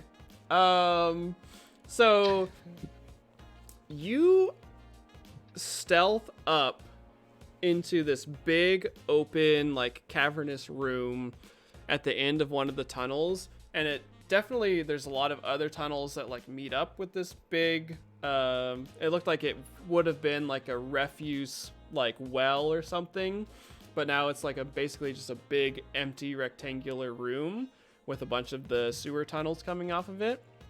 And you see in the dim sort of evening light shining through the grates above and stuff like that, that there's a herd of creatures down here. And they look superficially like ponies, like small furry horses. But you can see that they're sort of all like laying amongst each other and sleeping and whinnying and maybe like getting up and walking around a little bit or whatever. But these little creatures have no eyes and have protruding fangs from their little pony snouts. Do they seem magical in nature or dangerous in any way? They definitely look dangerous. You have no concept of if they're magical or not. It's definitely nothing you've seen before, except for you've seen regular ponies. Are they caged, or are they just like roaming free down here? Freely laying in this area. You notice like a few scattered bones sort of amongst them. There's like a dozen of them kind of milling in this area. It looks like this is maybe their like resting ground or whatever. Was there noises coming from other directions, or does this seem like the source of everything? It is definitely the source, and it sounded like it was coming from other directions because all of these tunnels connect to this room, and so anytime one of them makes a noise, it sort of echoes through all of the tunnels. Does this appear to be the way to the castle? Yeah, so this would be, you would pass through this large chamber, and there's two other outlets toward the castle. All right. I guess I want to... Am I able to sneak past them safely, or... You would definitely Are they need kind to of in the roll way? another stealth check if you wanted to sneak past.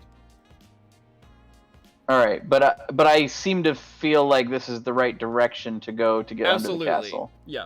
Okay. So I guess I'm gonna retreat for now.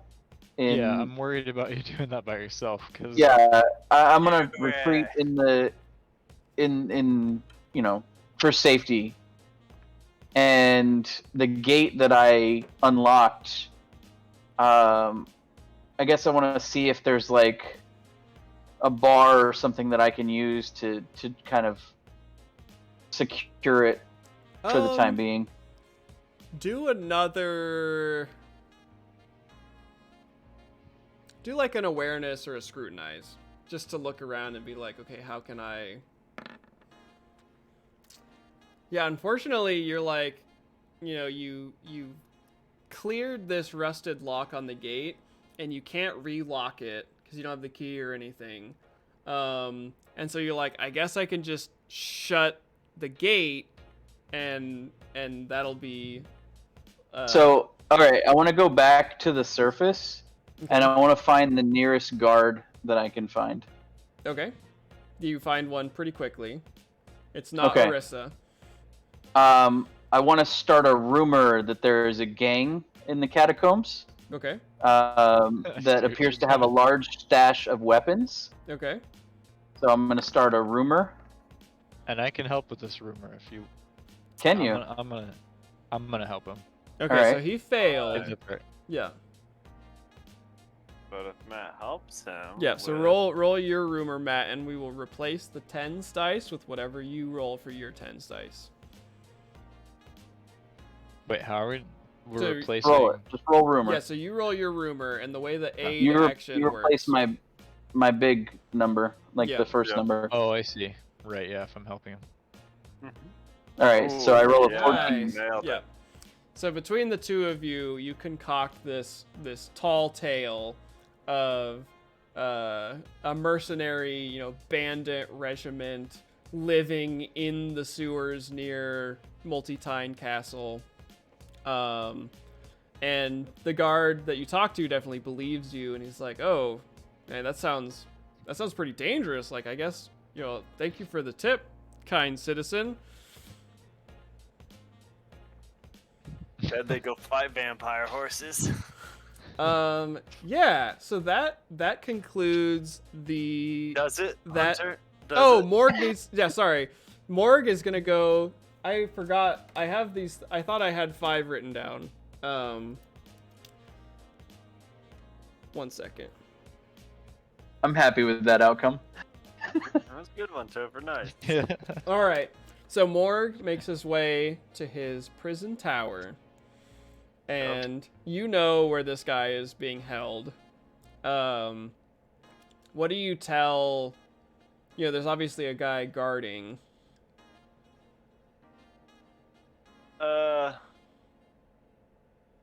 I'm just gonna go up and like, I got orders to interrogate the wizard guy. They got some concerns with the gala coming up and whatnot, friggin' All right. didn't Yeah. do my job, basically. Give me your guile with like a +20, because that's a pretty darn good excuse.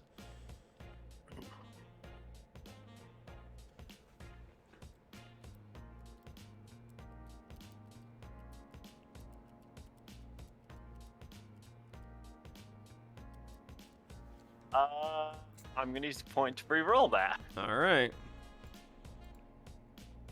'Cause I'm really trying to make this. There we go. And you recognize the guy who's guarding this bottom floor group of cells, and he's like, "All right, Morg, they know you do it best. I'll leave you to it." And he steps out for a second and hands you the key to go in. Oh no. So I'll make my way in there. More scary when he's doing his job. Right. Yeah. So this is an elf wizard. His hands they have like handcuffs on his wrists, but the chain is pretty long to like basically allow him to have some movement of his hands like apart and to like manipulate things. But as part of your profession that these are special, magic dampening cuffs. And so he is imprisoned, and obviously it takes a little bit of special care to imprison a wizard, but for the most part he hasn't been trouble for as long as he's been there. Yeah. Okay. So I'll walk in and be like, And Morg's just to be like, hello, name's Morg. I'm here to be a jailer today. And he kind of like looks at you and he's like, why are you in my cell? Oh, we're just here to have a little talk. And he'll like pull in a stool and sit down before him. So he's like, so what's your name? Because I don't know his name, right? Yeah, you wouldn't remember his name. Oh, okay. His name is, where did I put that piece of paper? His name is Hada Metz. M-E-T-Z. H-A-D-A-M-E-T-Z. Alright, where? And he's like wide-eyed, staring at you, like almost kind of like caged animal, not sure what's going on. Yeah. So tell me, Hada, what brings you here? What did you do that got you thrown in the slammer and stuck in a room with me? And he looks at you, he's like, well, I don't know why you're here, but obviously I did something to get arrested and sentenced to prison. Obviously, and I'm curious as to what that was, so... I'm a nice guy. I don't want to have to do what I have to do, And he like... his like demeanor changes a little bit, where he like almost like kind of becomes this haughty mage again, where he's like, don't they tell you these things? You work here, like why am I being asked about this again? Of course I work here, but I want to hear it from you. I want to know what was going through your head, why you did it, the truth of the matter, straight from the source, because things get mixed in and mixed between, and you know how it is with bureaucracy and crap like that. Well, okay. I mean, I've told you guys 100 times. The person that I was selling the secrets to, I don't know who they are. I don't know what their name was or anything like that.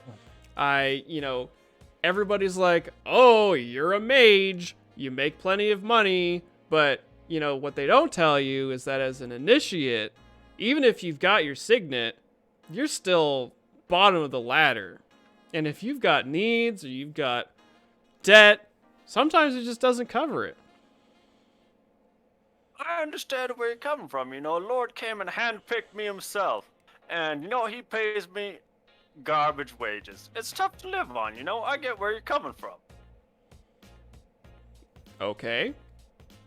Thank you. So what kind of... kind of nice. What kind of secrets were you selling exactly? He was just asking about the castle and the signets and the everything that we were building underneath. It's not like I was selling military training regimes or the location of the prince's daughter or whatever. It's just building stuff. It's like, how long is this hallway? And things like that. I don't think it was a big deal. Obviously, I've been here long enough to impress upon me that it apparently was a big deal. I'm gonna need you to tell me everything you told them. And he looks at you like really wary. Like, I just told you that I was put in jail for that. Like, I don't know. What do you want from me? And he'll lean forward. The details, I want to know exactly what you told them, what information you gave them.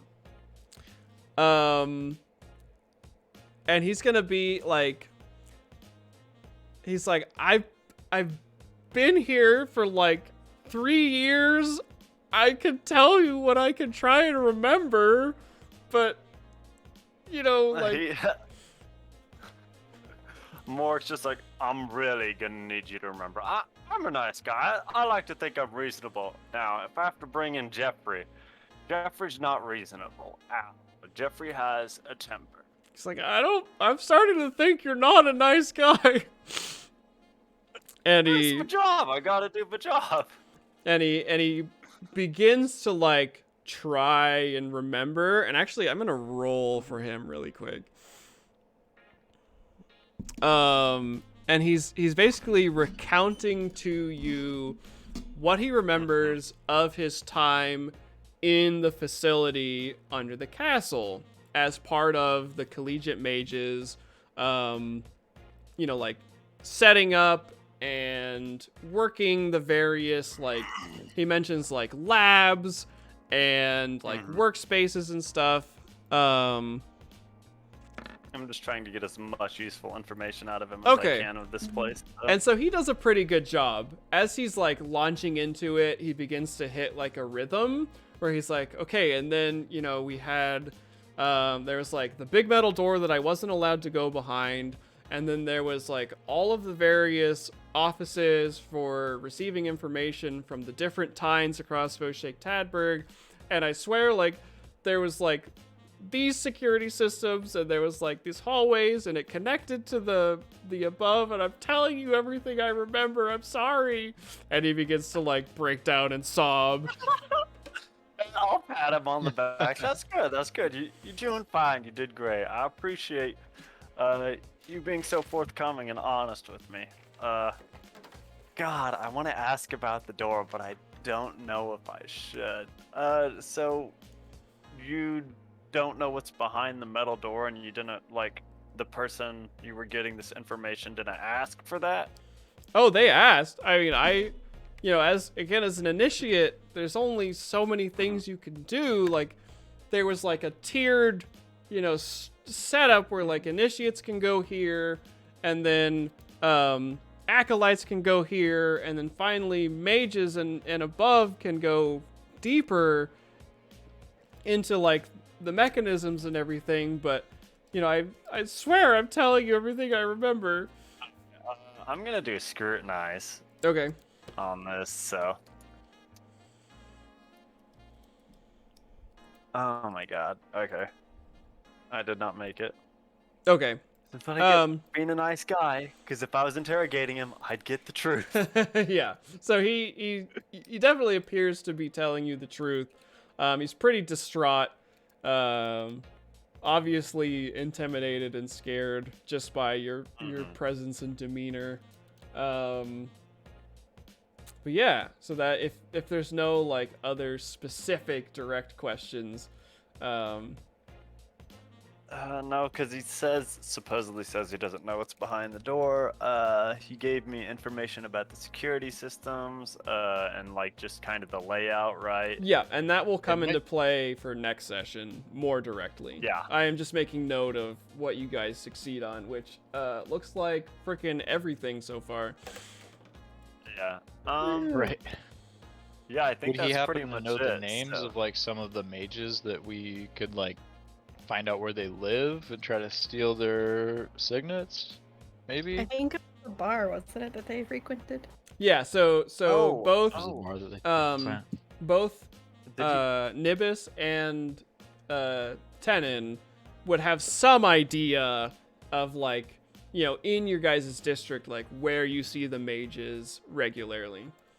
Yeah. Sure. Yeah, that would make sense. Did he tell It'd me be hard about how to the miss walking through the city. signets and like how they worked and whatnot? Because you said you mentioned that person wanted to know about that. Yeah, so he didn't in that first part, but if you ask him, he'll basically tell you that like as an initiate, again, he's not explicitly told like this is how it works, but it basically is you get your signet and then it acts as like a buffer between you and like the harmful effects of the winds of magic. And so it allows you to reach deeper, channel more power and do things that would otherwise be very dangerous with less risk. And so it acts as this like sort of chaos nullifier kind of thing. Okay, neat. Let's see, what else? Is there anything else I think I need to ask about? I can't think of anything because I got like security system layout. I assume he told me like how to like get past security systems or whatever and whatnot, right? Yeah, so he mentioned like, certain doors would have like alarm locks that if you try to like open the door without first unlocking it, it'll trigger like a magical signal or whatever. And yeah, various things like that I will talk about in more detail for next session, because maybe not all of it is 100% done yet. Yeah, that's fine. And he's like, all right, well, that's some good information. I appreciate that. That's very nice. You didn't have to meet Jeffrey today, and some people aren't so lucky. A lot of people have to meet Jeffrey when they, keep their tongue tied, He gets real bored sometimes, And do you actually hold up the pliers that you I don't hold up the pliers. And his eyes widen, and he's like, I don't want to meet Jeffrey. Nobody wants to meet Jeffrey. You did good. Thanks a lot, lad. And I'll leave. He's like, take my stool with me. So please leave. I have a very important question. Is that an Australian Shepherd? Matt's muted. Yep. It's adorable. I want to pet it. Sorry. I saw a puppy didn't and I realize got I was muted. distracted. Yeah, he's a mini Australian Shepherd that somebody gave to us. Has Oh, he even his name's Wayne. Wayne? Like Yeah. Lil Wayne? No, like Yeah. Bruce Wayne. That's exactly what we call him. Is Lil Wayne. Like Dog Wayne. Yeah. Yeah. So that concludes everybody's first montage activity. And you guys did exceptionally well. Like, holy shit. Hooray! Good rolls, yeah. And so, Used to like Celine and Lillian and all them failing miserably. yeah, For right? sure. This group is way more competent, which is like weird. It is. And so the group reconvenes at you each receive a runner from Lucas detailing that the Mr. Moon has said that the tap is sort of the de facto meeting place for this operation, because he's already set up there and likes the wine and everything. And so you guys all meet and trade information. Frickin' Arnulf has the schematics of the upper castle just like with him. And I incited the guards to hopefully clear out the weird vampire horses. Yep, and so Hopefully.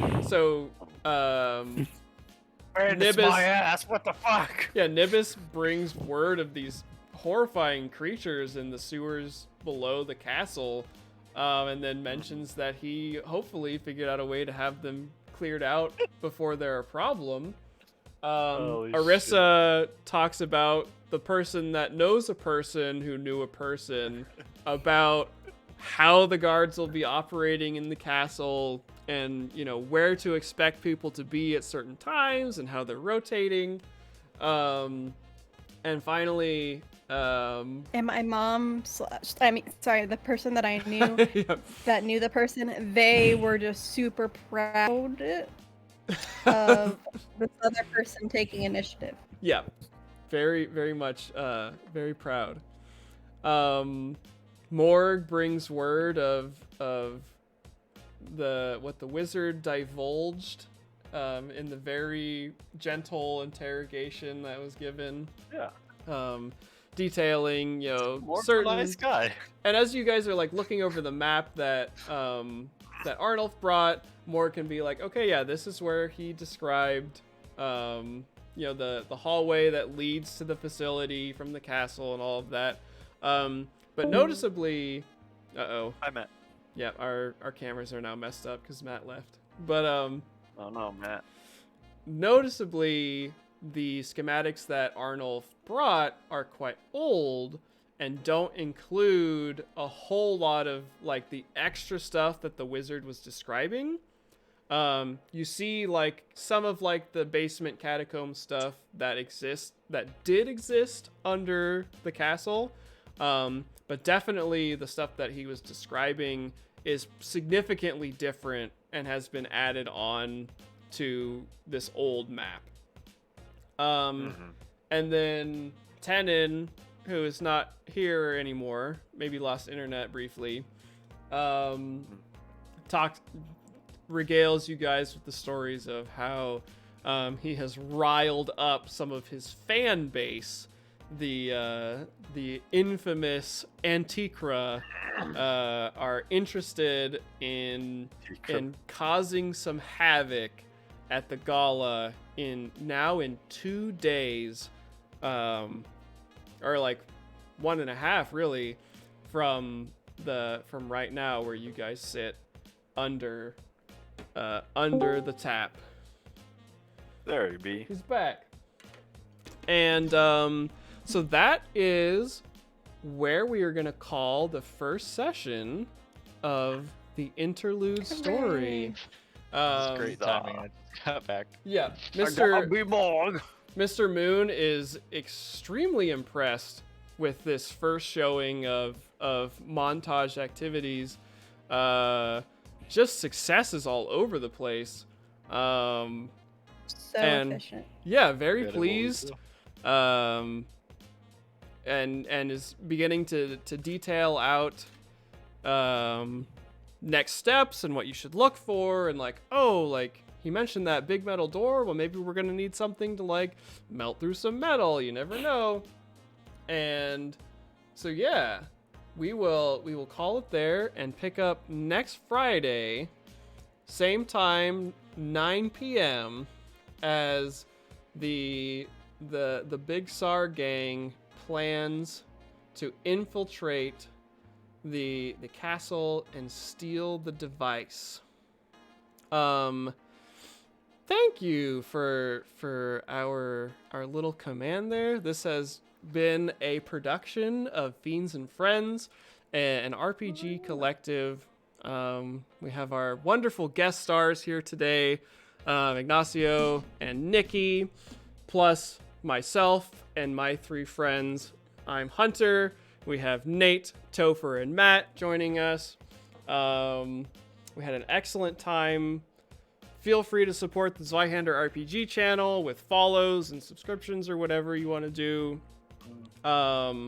Check out our Patreon if you want. We'll be doing all kinds of these things going into the future.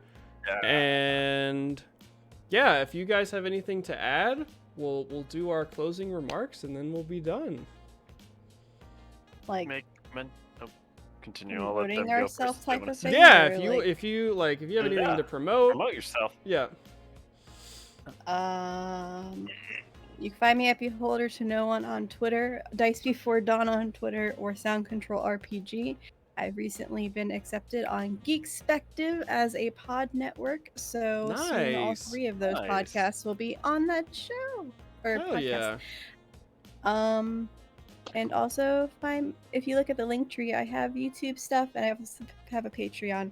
Also, I'm an editor of podcasts. If you need your podcast edited, I'm looking for clients. Yeah, Nikki's okay, your that's girl. It. That's all I got. It's a lot, but that's all I got. That's good. I know Ignacio has some writing that you can check out on DriveThruRPG as part of the Librarian Network for Zweihander. The library. Yeah.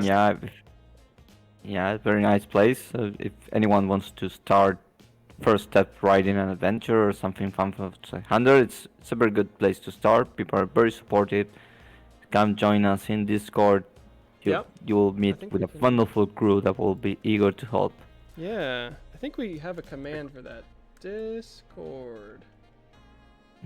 Yeah, join the. And you should have one for your Patreon. Yeah, we do. We do have the fiends command, which is right above. Nikki provided that. Put that in there for us. Yep. Okay. Yeah, I had an awesome time.